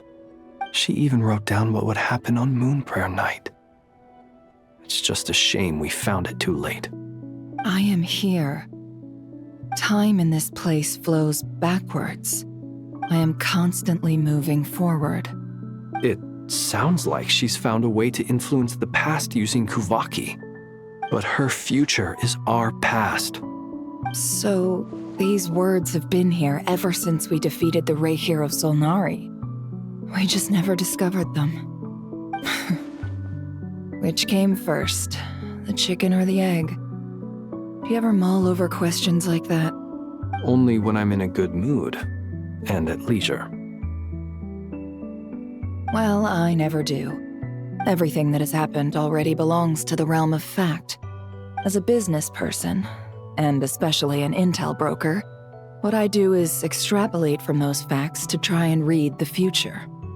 An admirable philosophy. It's a means of survival. Let's go. We have a wall's worth of clues to share with the others.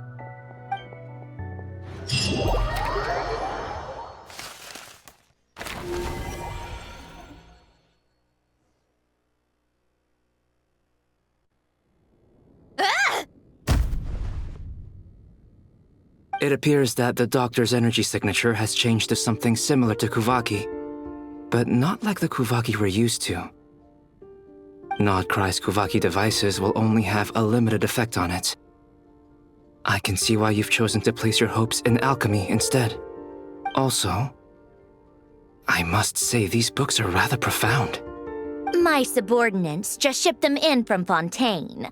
Some of them are from the Narcissenkreuz Ordo. Some are incident reports from Petrichor, and then there's a few test reports for these junk machines.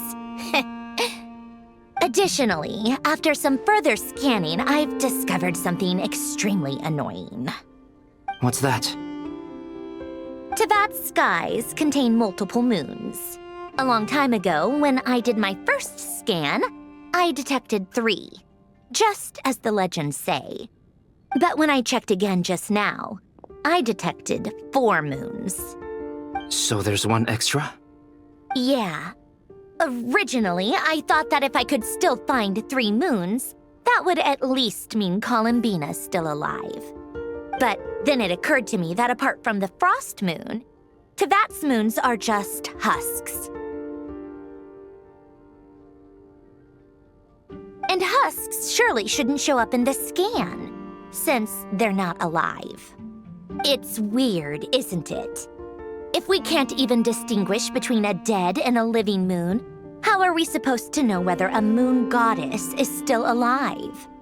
Or does this mean that the moon marrows are equivalent to the moons themselves? It's certainly possible. In which case, the 4th moon you detected may be Dottore artificial creation. So he wasn't bluffing. He really built his own moon marrow. Ugh!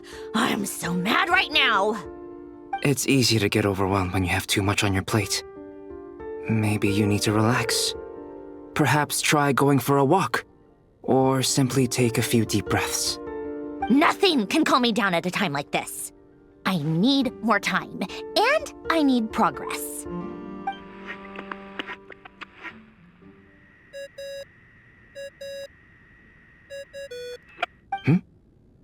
It's Mr. Flynn's. I really hate that ringing tone. Ugh. First the 4 orthants of the Narcissenkreuz, then moon marrows. Now what? Oh, sorry if we're disturbing you. Might I ask what's troubling you? What do you want? We're busy. Are you still at the Curatorium of Secrets? Yeah. Look, everyone else is still out, so there's no hurry. Plus, I'm busy, so I would appreciate if you gave me some space. Even though we have crucial intel to share? Fine, I'm listening. Do you intend to share it via the Dodo communication device? Ordinarily, I would, but this is a unique situation. I think it's best that we discuss it in person. See you at the Curatorium.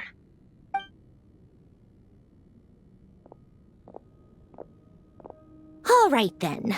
So, what's the situation? The rest of the team is still out working on their missions and evacuations, but we've decided to fill you in on the most crucial information first. Sandrone, you were right. Columbina is most likely still alive.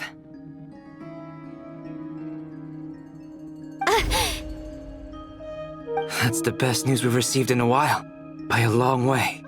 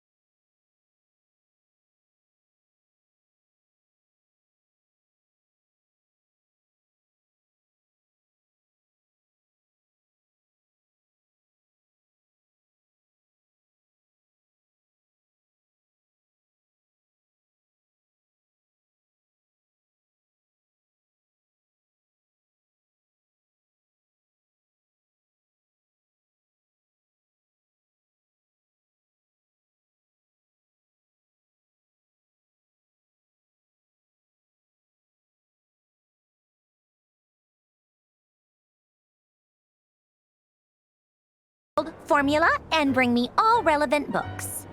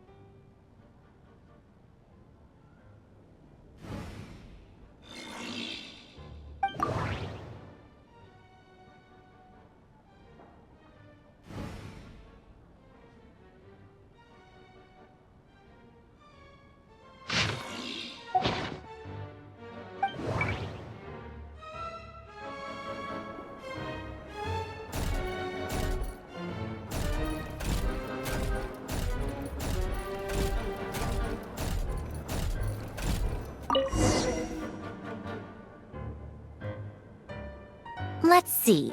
This one is on Tonki's sermon dictation concerning the apocalypse. I believe that the correct term for this is Fortuna. This was an ancient Remorian technology, a wisdom unparalleled. I never imagined that Remorian ideas would be so similar to the diagram I have named, the world formula. This is strong evidence that human civilization should gradually shed possibilities as it continues to explore and evolve. The end of humankind may well be upon us right now. The sparks of civilization shall run out unless we consider introducing variables from outside the system. Variables. Surely that can only mean one thing. Descenders? Dottore likely captured the Traveler because of his descender status. But the Three Moons' authority comes from the world itself. Why would Dottore need anything beyond that? Where does this variable factor in? The world formula calculates the fate of an entire world. Introducing a variable would therefore give us...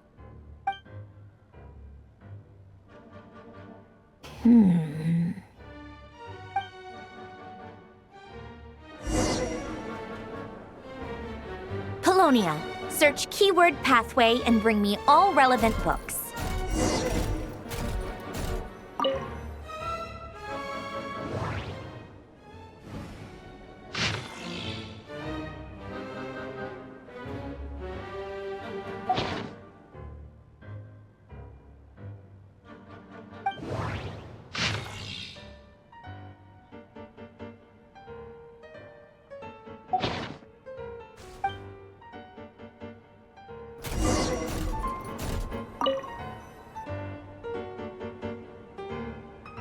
Otonki sermon dictation. Observe and compute the pathway displayed in the guidance diagram. Deconstructing and reversing its effects could generate potential ideas. So, it's one of Renee's draft lectures. Deconstructing the pathway. I suppose that could lead to a breakthrough.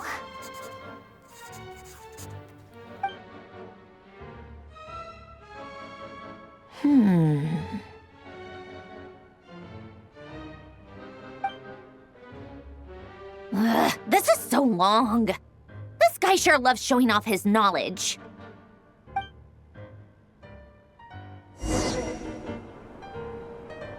Polonia, search keyword tree model and bring me all relevant books.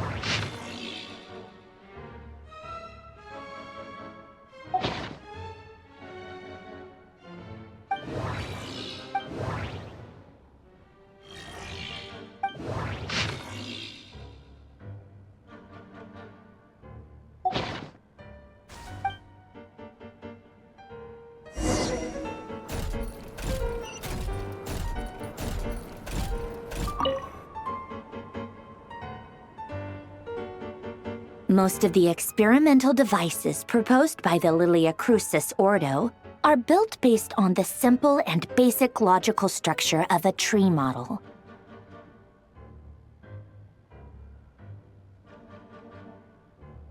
Lilia Crucis.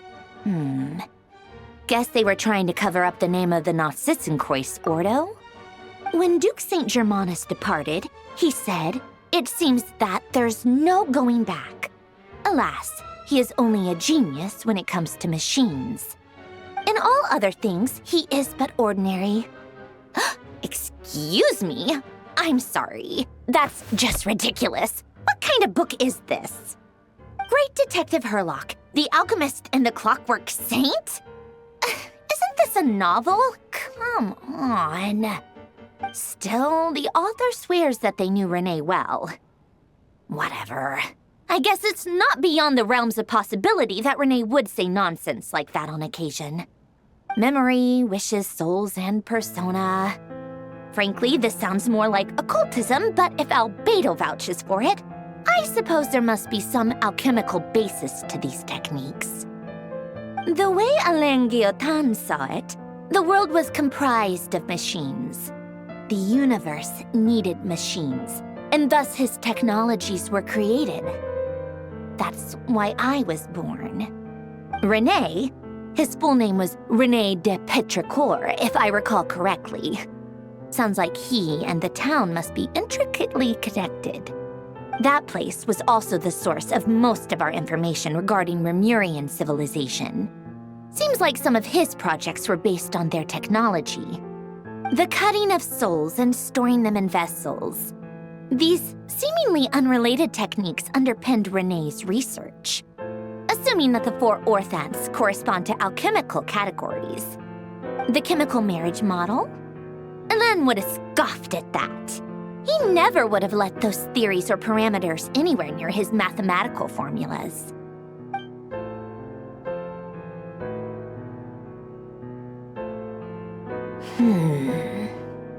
What was Alain's view on René?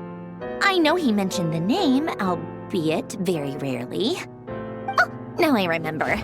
Alain's old notes are here too. They mentioned René once.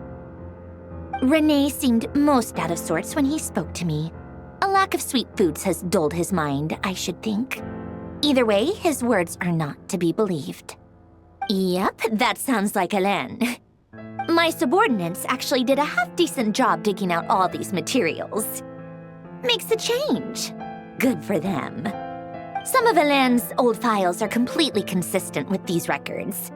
He must have gotten them from the Tower of Gestalt. I never knew he got his hands on René's records that early. He may have kept them, but he never even attempted to use them. Didn't believe a word they said. Come to think of it, René's world formula was filled with calculations of constants. That shows he believed that the fate of the world to be predetermined. As for Alain... it's been too long. I forget what he said. What would he have said? A guy like him, fervent believer in machines, but not headstrong enough. The world can be changed. It is worth persevering. Yes, that's how he used to think at least. He created that procedure to save this world. Yet the scale of the world's fate proved too enormous. The result was beyond his ability to calculate. He died having never seen the outcome. And there I was, left behind in the ashes of his dreams. Did you really never take a close look at Renee's research? Or did you read it but deem his philosophy incompatible with your model? The very thought of trying to incorporate his ideas probably made you feel sick to the stomach. Well, don't worry, because there's a whole new category of lunatic in town. Next to Dottore, every other madman looks sane. You once asked me what I wished for. Should have asked him instead. He's the one pining for things you'd sooner die than witness.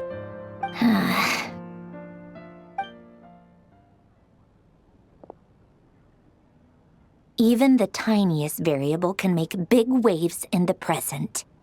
Now then, allow me to put these incompatible fragments together in your stead.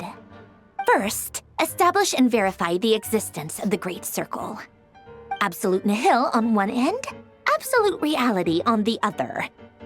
Now, search between these two extremes. Then, the construction criteria. Variables. The sparks of civilization shall run out unless we consider introducing variables from outside the system. Input variables. Traverse the world, space-time, and civilization, then extract the essential nodes from the records to determine which variables they point to. The primordial power that differentiated itself from the void. The power of light. Yes, light. Records. Hyperborea. This is horrendously complicated. After all that, I'm still missing a few variables. I need to think this through again. How do you think it looks, Polonia? Like the frenzied scrawlings of a madwoman? Fine, keep it to yourself. It's not like you can talk anyway. I'll assume you gave it a passing grade. I jest. But true madness does often start with trying to save the world. What would Arlecchino and Columbina think if they saw this incomprehensible hen scratch? They'd probably have me institutionalized. So would Rosaline. She's been dead for a while now. When I close my eyes and think back, I can still see her face. And that enormous dress she used to wear. Such a bizarre choice. What possessed her? Oh, and the clack-clack of those heels used to drive me insane. No one's asking me, obviously, but I hope you all know that I never wanted to save the world. I'm not crazy. I don't have delusional ambitions, and that's a clinical fact. The world needs a solution, but I don't need the world's validation. It's the world begging me for answers, not the other way around.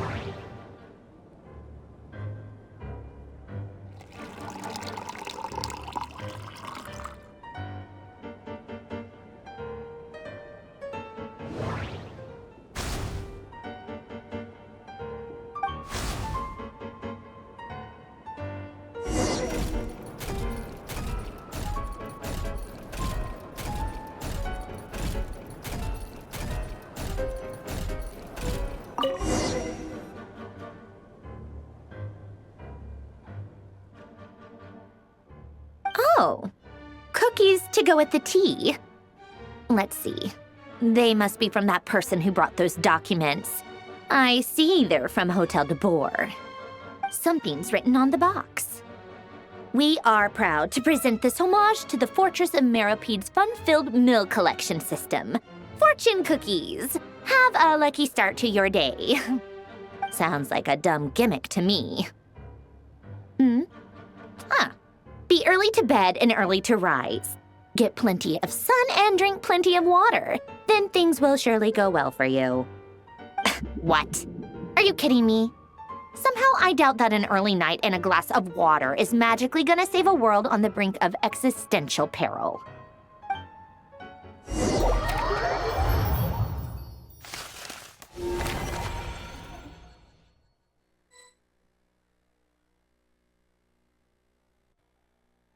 Lady Arlecchino, word has reached us that Lady Marionette's troops are all in position. They are ready to act as soon as the order is given.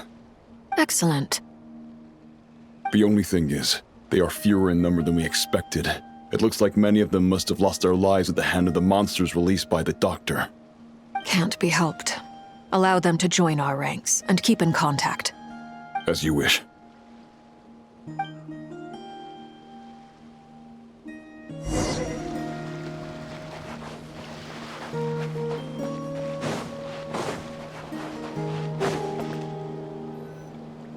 It's been a while, Arlecchino. You look well.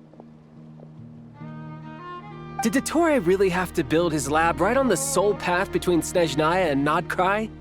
Had to go on a huge detour to stay out of its line of sight. Sounds like an arduous journey.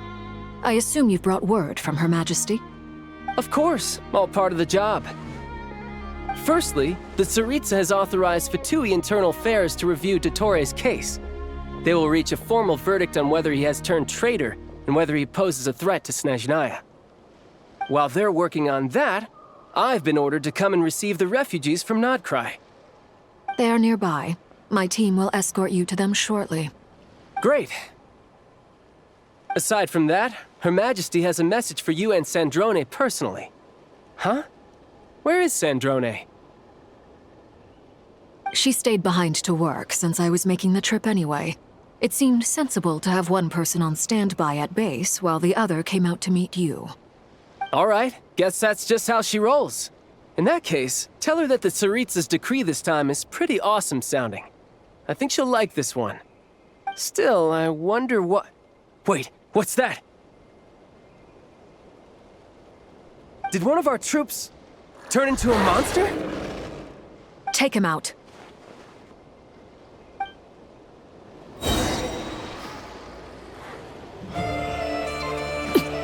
Late bait.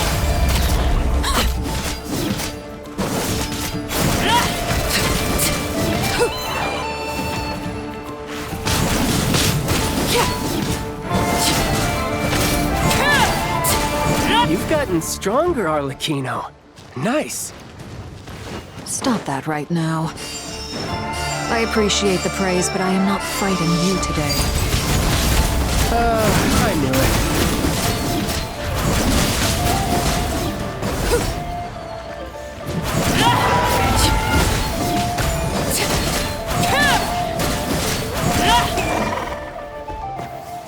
I can't believe it. He was a living, breathing human one moment, and the next... Another fine piece of work by our dear colleague, I'm afraid. What in the world has been going on in Nodcry? A lot. But long story short, Dottore stole 2 moon marrows that should have belonged to Columbina, then built a 3rd moon marrow of his own to concentrate the Trilunar Authority in his hands. What? What do you mean he built a moon marrow? People build roads and houses, not moon marrows. What's his next DIY project? He's gonna build a god? You could stand to be less surprised. We are harbingers. The work we are engaged in makes the creation of gods seem mundane by comparison. I tell everyone who asks that you once crossed swords with Rex Lapis while serving as a key supporter for Rosaline's plan. But right now, you're acting like a common adventurer. Thanks for speaking up for me. Those 2 really took me for a ride back then. Then again, surely no common adventurer would manage to get tangled up with them the way I did. That's gotta count in my favor, right? It almost sounds like you wish to repeat the experience. I might have to lower my opinion of you. No. I'll stop talking. Please, go on.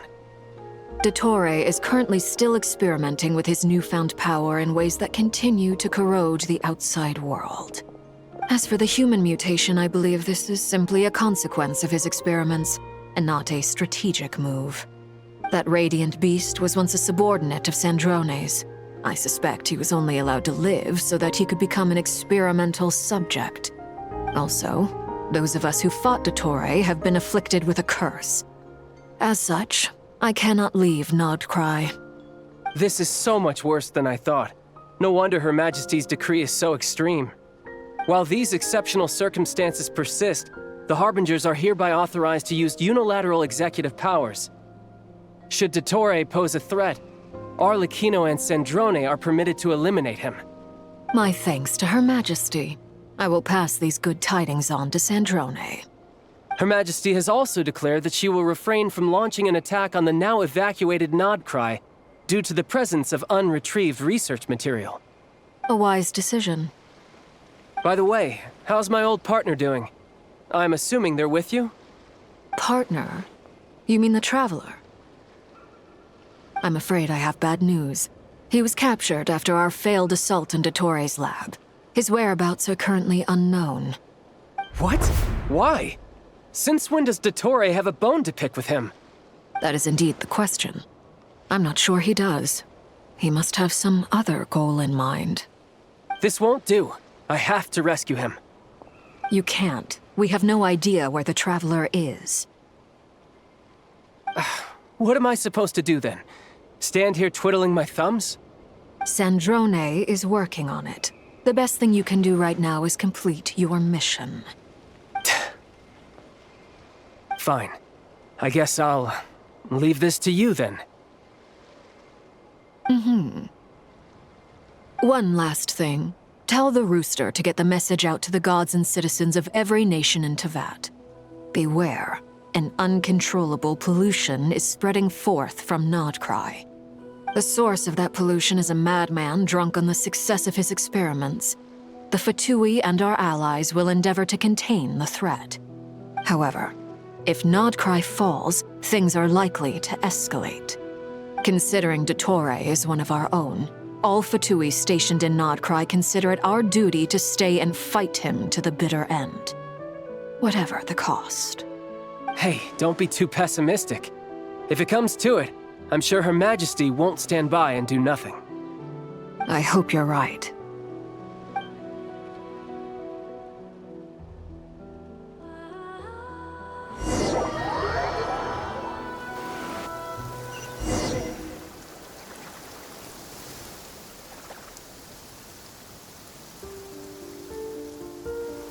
You're right on time. Thanks. Hey, do you think I'll get that gliding exam exemption? I made sure I was on my best behavior in Mondstadt.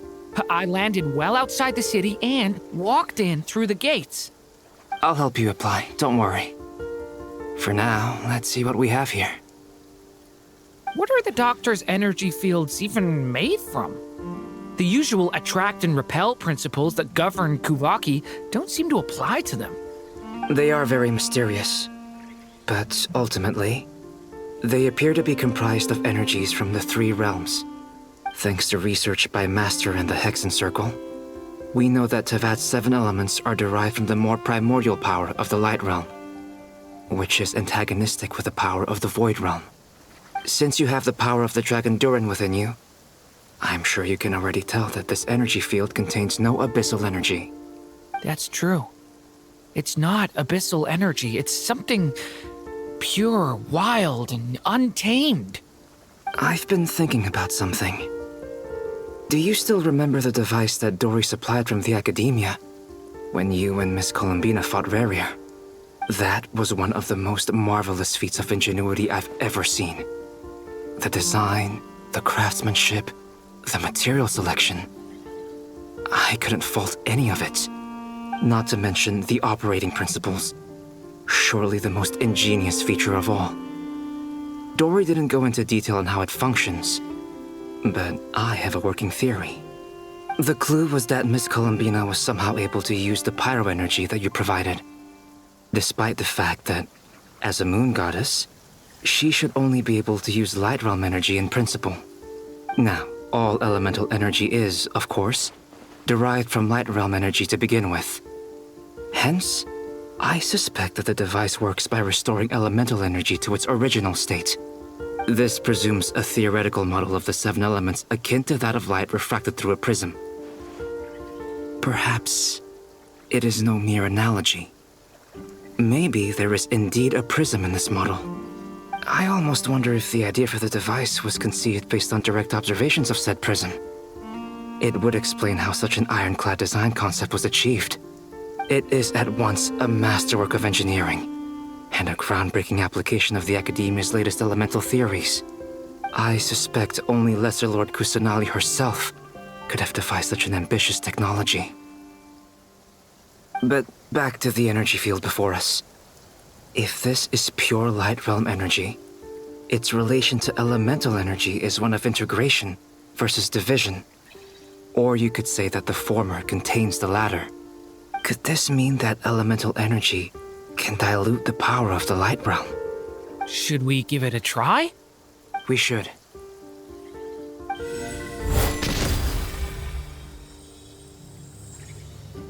Ha!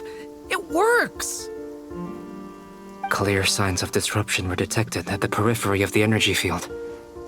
This indicates that elemental energy can disturb or even negate the field. Now you try. All right, here goes. It's working! Switch to abyssal energy and attack again. No surprises there. Abyssal power drains the energy field to a significantly greater extent. I now feel confident in asserting that the energy field is indeed pure light realm energy, and that elemental energy can dilute it. But the energy field is huge! How much elemental energy will it take to neutralize it? We don't have to neutralize it completely. We can try other approaches. That's all for theory. Would you like to continue watching? So you knew I was here. Huh? When did you get here? A while ago. But Albedo sounded like he was working on his thesis defense back there. Back in Sumeru. You can end a person's whole career by interrupting them mid-speech. Very thoughtful of you. I'm truly touched. Could I ask you to lend me a hand? With what? A little test. Try using Anima to unleash a concentrated assault with circular blades, with the goal of breaking through at a singular point. Nice! This time it tore through the field. Tremendous. This is a major breakthrough. Should we go through? We probably shouldn't risk having mutually antagonistic energies in such close proximity. Durin, you stay here and watch the entrance. Hat Guy and I will go in to investigate. Sounds sensible to me. Keep your eyes peeled, Durin. Don't worry, I got this. You two be careful in there. Just give me the signal if you need help and I'll dive right in. What do you mean, signal?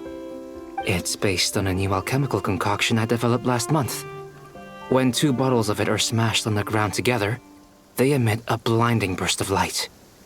If it comes to that, remember to shield your eyes with your hat. Glad I asked. Thanks for the heads up.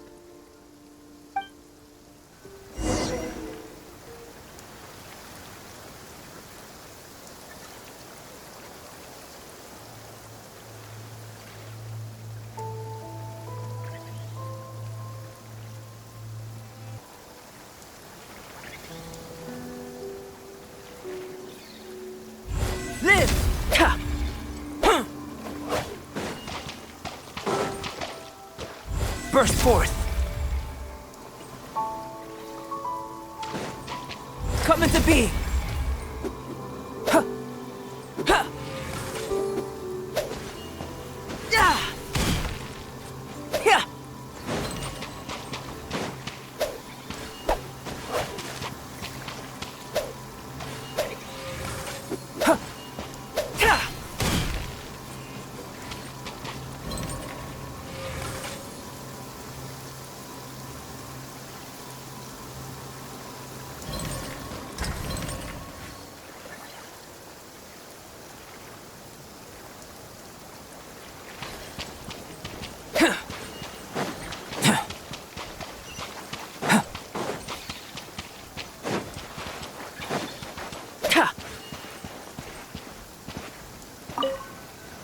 like I thought.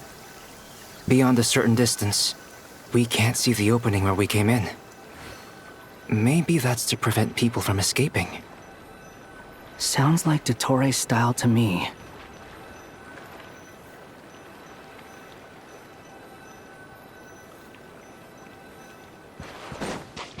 Not much has changed. Things are basically the same here as they were before the energy field appeared.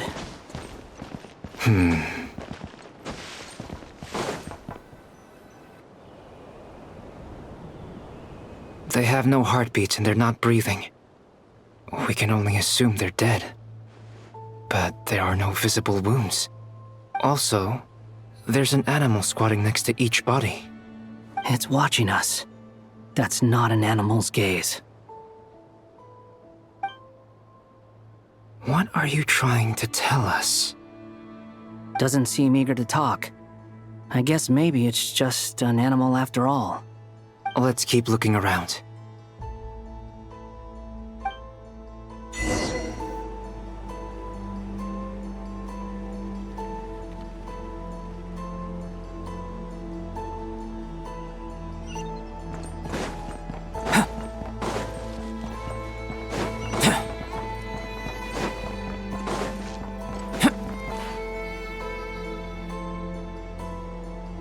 Same situation everywhere. Not a living soul in sight. Just countless bodies with animals standing watch over them. Well, I think we can safely rule out the possibility that they're all pets. Is skirting around the topic your way of showing consideration for other people's feelings? Just being cautious. I don't doubt that you can handle the truth.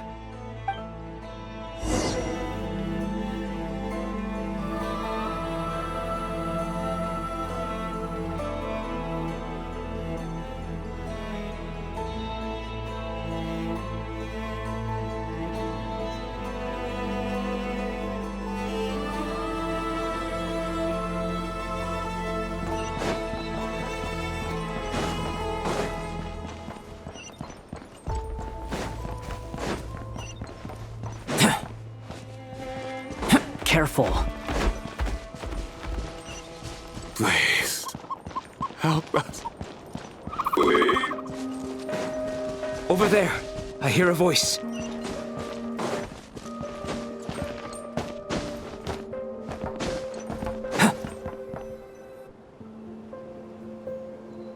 Please, help us. Please. What happened here? I don't know. Suddenly, everyone collapsed. Then my line of sight got lower. I still have some of my senses left. I gotta get out of here.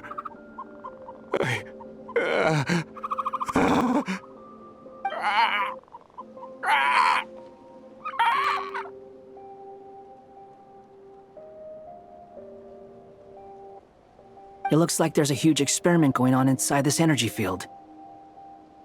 Maybe each energy field is its own giant experiment. Vile. He's swapping human minds with those of animals. Even without the other circumstances, this would be an extremely radical experiment. Those people may have lost their sense of selves, but they are not fully animals either. If they were, they would have left. But instead, their instincts are driving them to remain by their dead bodies. We should go. No sense in sticking around here longer than we need to. Agreed.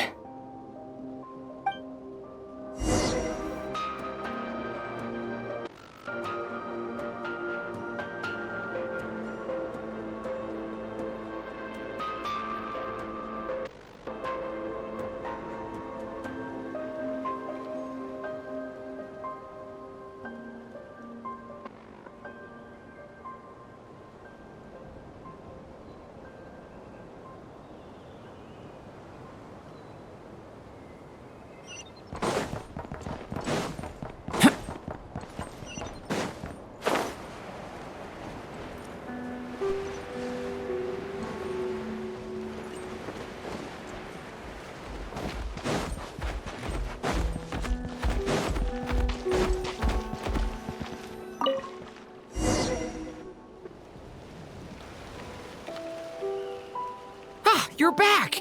Everything okay? We saw some things that take a strong stomach. Otherwise, we're fine. We should share our findings with the others.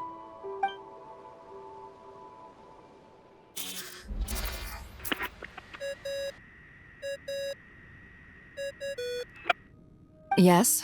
Who is it? Miss Nefer, it's me, Albedo. We found a way to break through the energy fields. With enough control, it's possible to tear them open using elemental energy. Also, we managed to take a look inside. Dottore is carrying out his cruel experiments on an immense scale. Any residents who have failed to evacuate in time will likely meet a grisly end. Sounds like he's living down to our expectations. Might I ask how things are proceeding on your end? I'm just about to get started. I'll be in touch once I have a result. Understood. Stay safe. I will.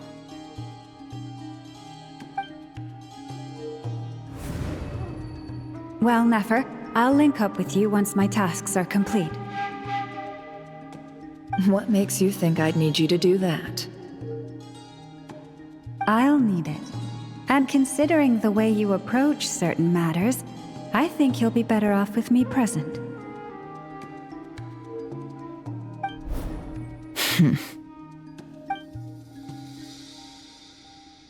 Let's begin. Entering simulation mode. A vast wasteland. Is this the Traveler's inner world? I was expecting something more vibrant, to be honest. Wait, someone's there. What are you looking at? In that case, I'll look at it with you. I want to know all about everything you've seen and experienced. Is there somewhere I should return to? Or should I stay here and be the hero everyone says I am? I don't dislike my current life. Roaming the land, fighting battles, accomplishing missions, earning a living, looking after Paimon. It's not so bad. I guess the only thing that's missing is that you're not here with me. This is the conscious layer, which contains a person's true feelings. It is filled with both longing and kindness. I suppose anyone who lives long enough ends up wishing for someone who can't be there. Maybe it's the only way we can feel truly alive. Time to delve a little deeper.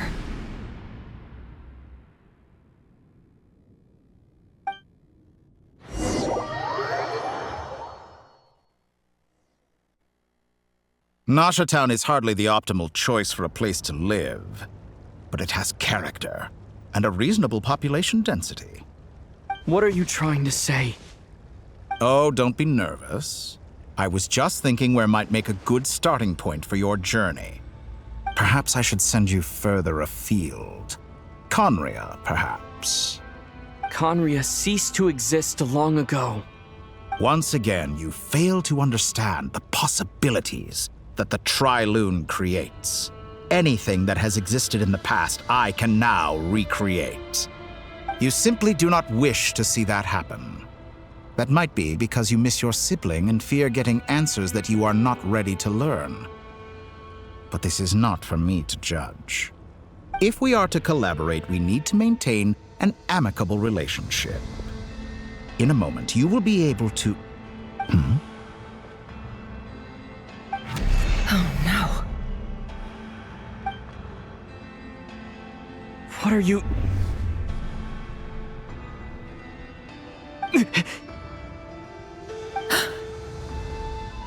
What are you gonna do? Don't move. Something unwanted has crept into... Oh? Gone as quickly as it came.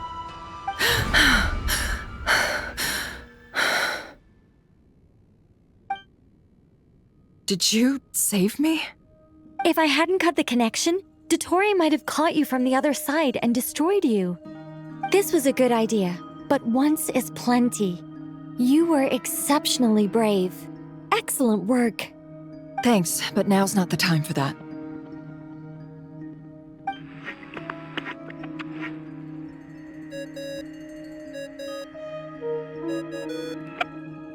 Albedo speaking. I think I know where he is. What is this endless darkness? I can't see anything, even though my eyes are wide open. But why? What happened? Ah, sorry about that. I take it you didn't notice. Just now, a friend of yours took a little peek into your mind. Could it be Nefer? How did she do it? Did she use something as a medium to connect to me? Do you think she's aware of your current circumstances?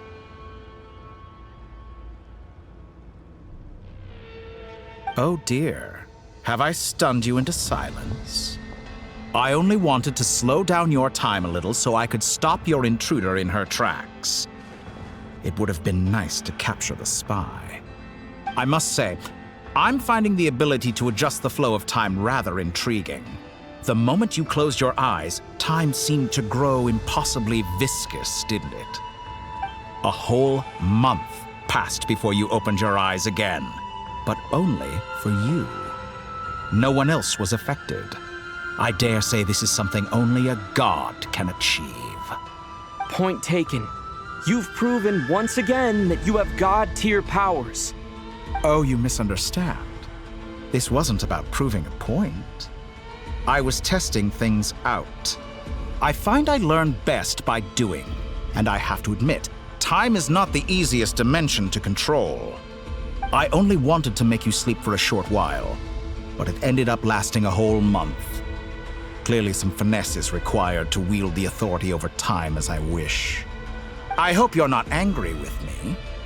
It was only a month's discrepancy, nothing too serious. Had I been off by a year, a decade, or even a century, that would have been quite a different story. You could have frozen me for millions of years. So much for collaboration. You aren't showing much sincerity. Millions of years? To what end? I wonder if you don't understand humans all that well. They are very pragmatic creatures who understand only that which they can perceive with their senses. If I had you sit here for a week, I imagine people might sympathize. But if I left you here for 100, 1,000, or 10,000 years, the sheer size of that number would cause it to lose all meaning to them. They would not have the capacity to comprehend your suffering, and thus they could not empathize. Unfortunately, while gods do exist in Tevat, it is ordinary humans that account for most of the population. Their lifespans are so limited, their bodies so fragile. Did you ever really hope that they could begin to understand someone like you? Your long life and unique origins make you fundamentally different from them. How long will it be before they start to treat you like the alien you are? Before you are ostracized, outcast? Alien? Even I feel bad for you sometimes. This world has made you into a slave. So many times you have served its will, and not once have the powers that be ever thought to grant you the one simple thing you wish for. You have been treated most unfairly. I can change that. I will grant you special privileges and give you back the status you rightly deserve as a descender.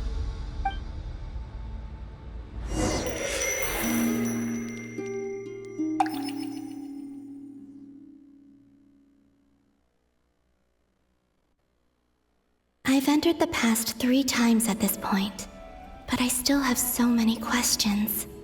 For instance, beyond each point being further back in time than the last, what determines the specific locations at which I can make entry? So far, the common thread linking all 3 scenarios is that the Traveler has been present. But it's more than that. I know I sensed something familiar around him. What was it? I'll keep this question in mind as I carry on.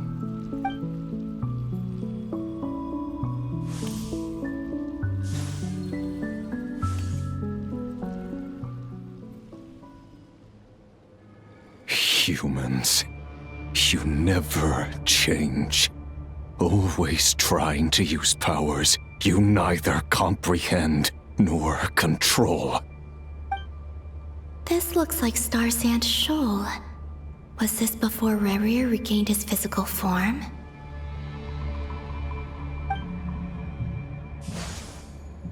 You've messed with the cannon again, huh? Sorry, but this round's not gonna go your way. The cannon. That's right. I was at Silver Moon Hall and I sensed an abnormal Kuvaki fluctuation coming from Nasha Town. And right after that, came an ominous power emanating from Star Sand Shoal. My body was once torn into countless pieces and hurled into the swirling chaos of time itself. But even so, my life and will were not extinguished. I wonder if I could try to prevent his resurrection. But how would I do it? What can I do, here and now? Traveler! Behind you! Look at that light!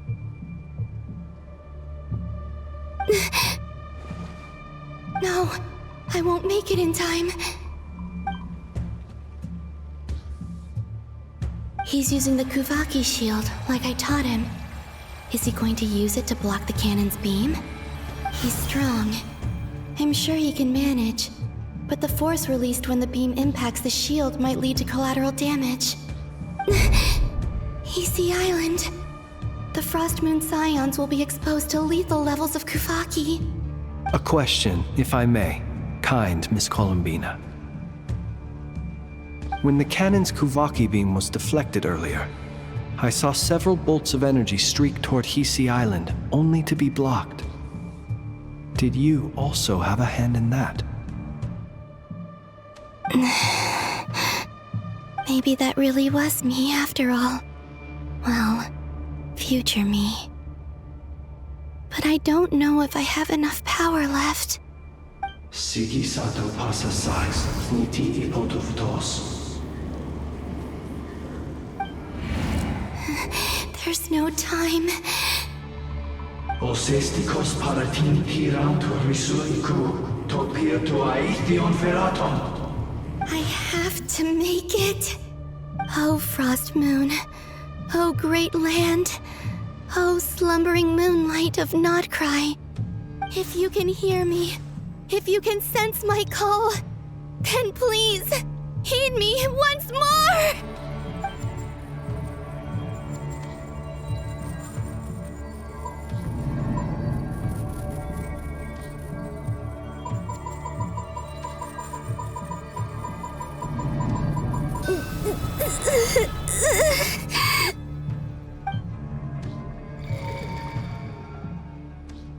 Did it work?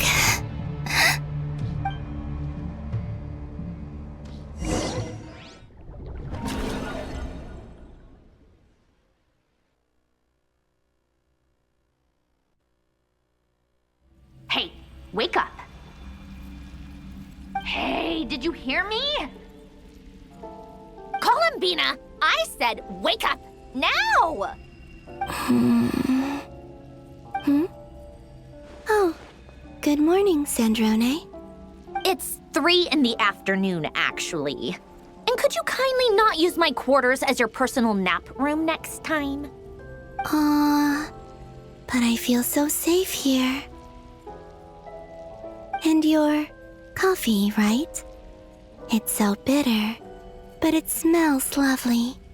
That's like you were raised by wolves in a forest or something. What did you drink growing up? Grass tea? The Frost Moon Scions certainly led a more frugal existence than the Fatui. Then I'll bet you've never eaten one of these before. It smells delicious.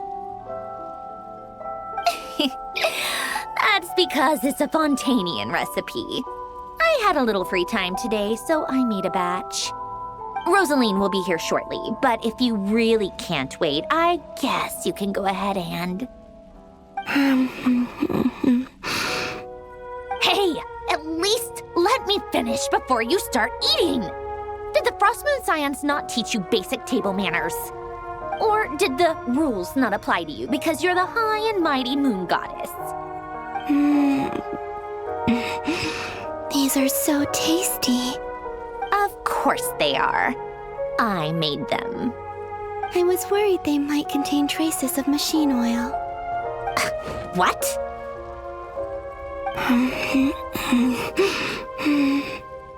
You know, there's something I've always wanted to ask you. Why did you leave your old home and join the Fatui? I mean, I'm sure their food was awful. But there's gotta be more to it than that. Well, life there didn't go quite how I imagined. What were you expecting? You're a god. Your followers are gonna make some demands of you, right? Surely you can just answer a few prayers here and there in return for the free food and drink. How bad can it be? Well, would you help other people just for free food and drink? The doctor told me that you were created by a great mechanic, Lord something Fisher. The Lord Artificer. Ugh, some people can't keep their mouths shut. Oh, Lord Artificer. And didn't he have something to do with the, narcissist? Narcissenkreuz Ordo. Yes, that was it. Narcissenkreuz Ordo. So, would you try to fulfill their wishes? You must be joking. I wouldn't go even if they paid me. I don't even know them. Exactly. Well, I felt the same way. I did not know the people who made demands of me. What do you know? We're on the same page for once. In his later years, Alain did ask me if there was anything I wanted to do. If I had any wishes of my own. Well, I don't. And I'm not in any mood to fulfill someone else's either. Who's Alain? He was the...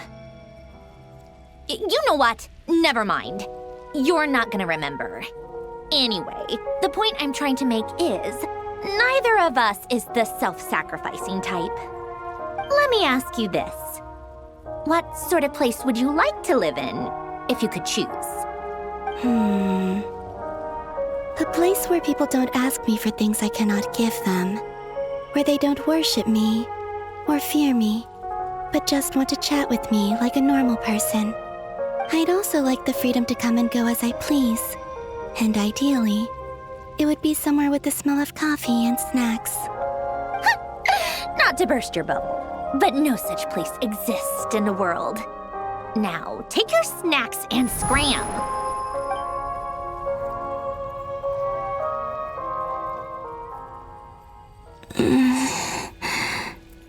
Did I pass out? Of course. I'm back here again. I dreamed of events from my past. Sandrone. Traveler. I miss you all so much. Back there. I guess I managed to harness all the Kuvaki energy on Hisi Island. But how did I do it? Time is flowing backwards here, and I can use that familiar power to enter the world of the past. That mystery ally everyone talked about. It was me all along. I can sense that there isn't much more power remaining up ahead. What lies at the end of all of this? Will time keep flowing into the past? And will I ever...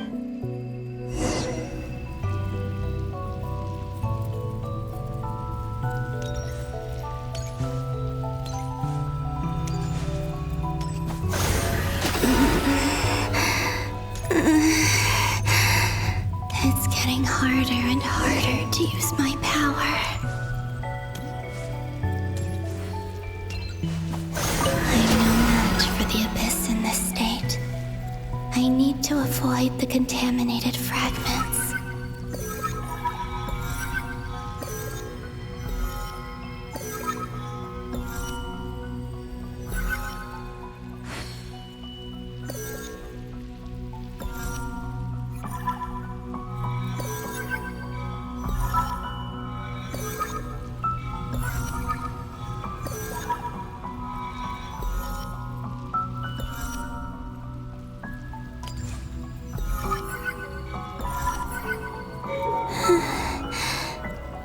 Time to go. I wonder where I'll find myself this time.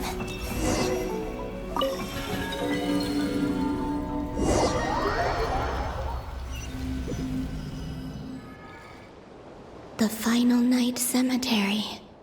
This is where Flint's is based.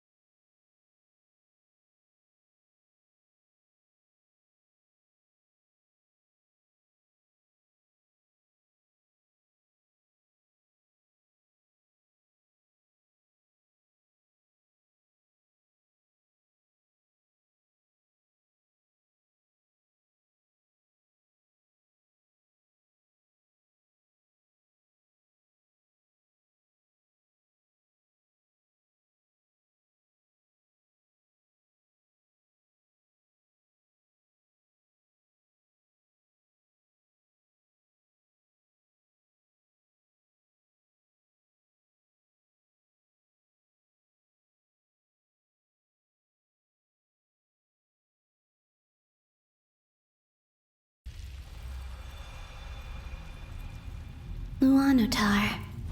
So she's that familiar presence I've been sensing all along.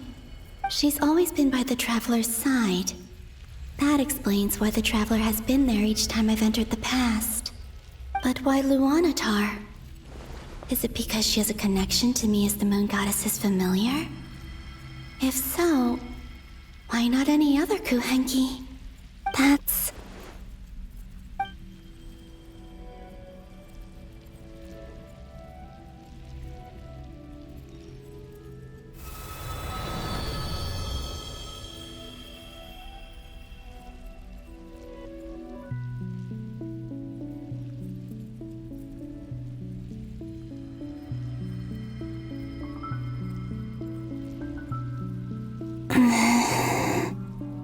I cannot sense any power up ahead.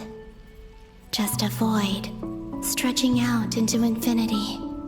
This is likely my final chance to enter the past. It's now or never. I have to find a way back.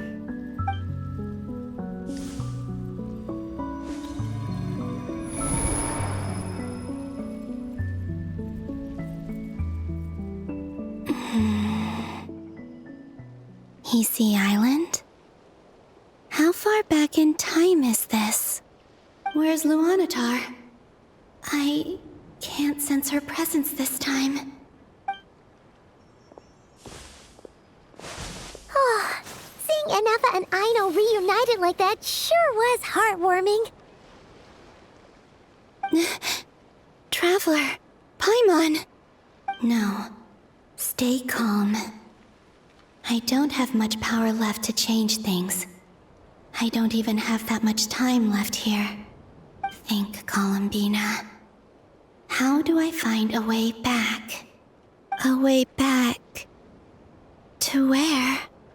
Do I go back to Moon Prayer Night? Or to the future that followed?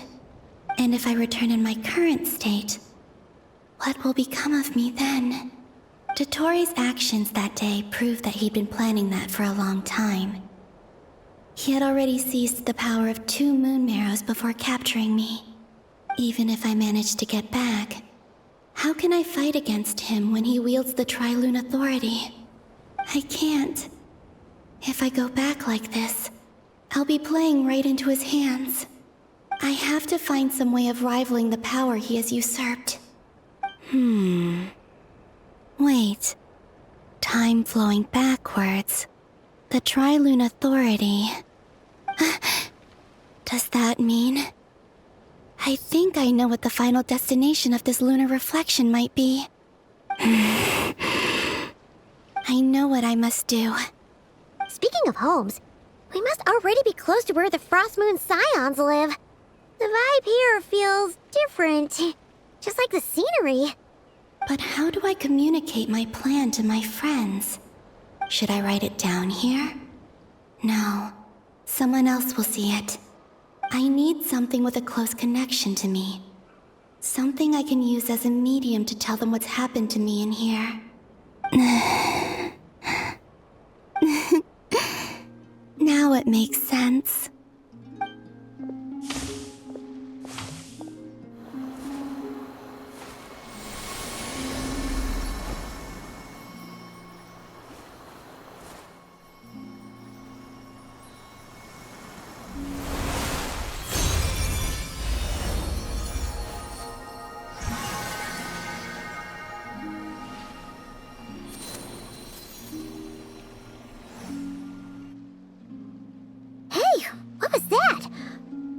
Some sort of breeze blew by, and then the petals suddenly turned into... Huh? It was I who brought Luanatar into being. I gave up a piece of my own soul to create her. That's why I could sense a familiar power from the moment I entered this space. It also explains why she's been present in every past location that I've entered. Because we have a deep connection. Hey there! What's your name? And the reason why there are no more gates to the past after this point is that Luanatar hadn't been born then. No wonder I sensed the trace of a blessing when we first met. But I still didn't recognize the soul hidden within you. Back then, I was just a little lost dove. I had yet to become Columbina Hyposelenia.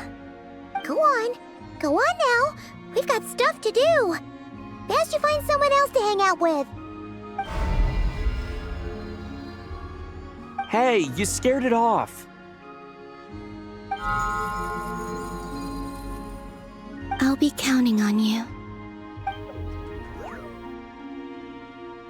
Remember to stay by the traveler's side, guide him, and help him in my stead.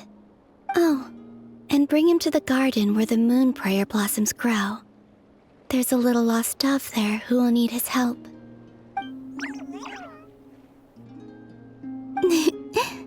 Go on.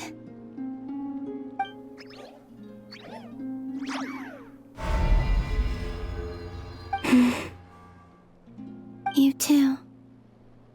Go and live your story. As for mine must go in a different direction.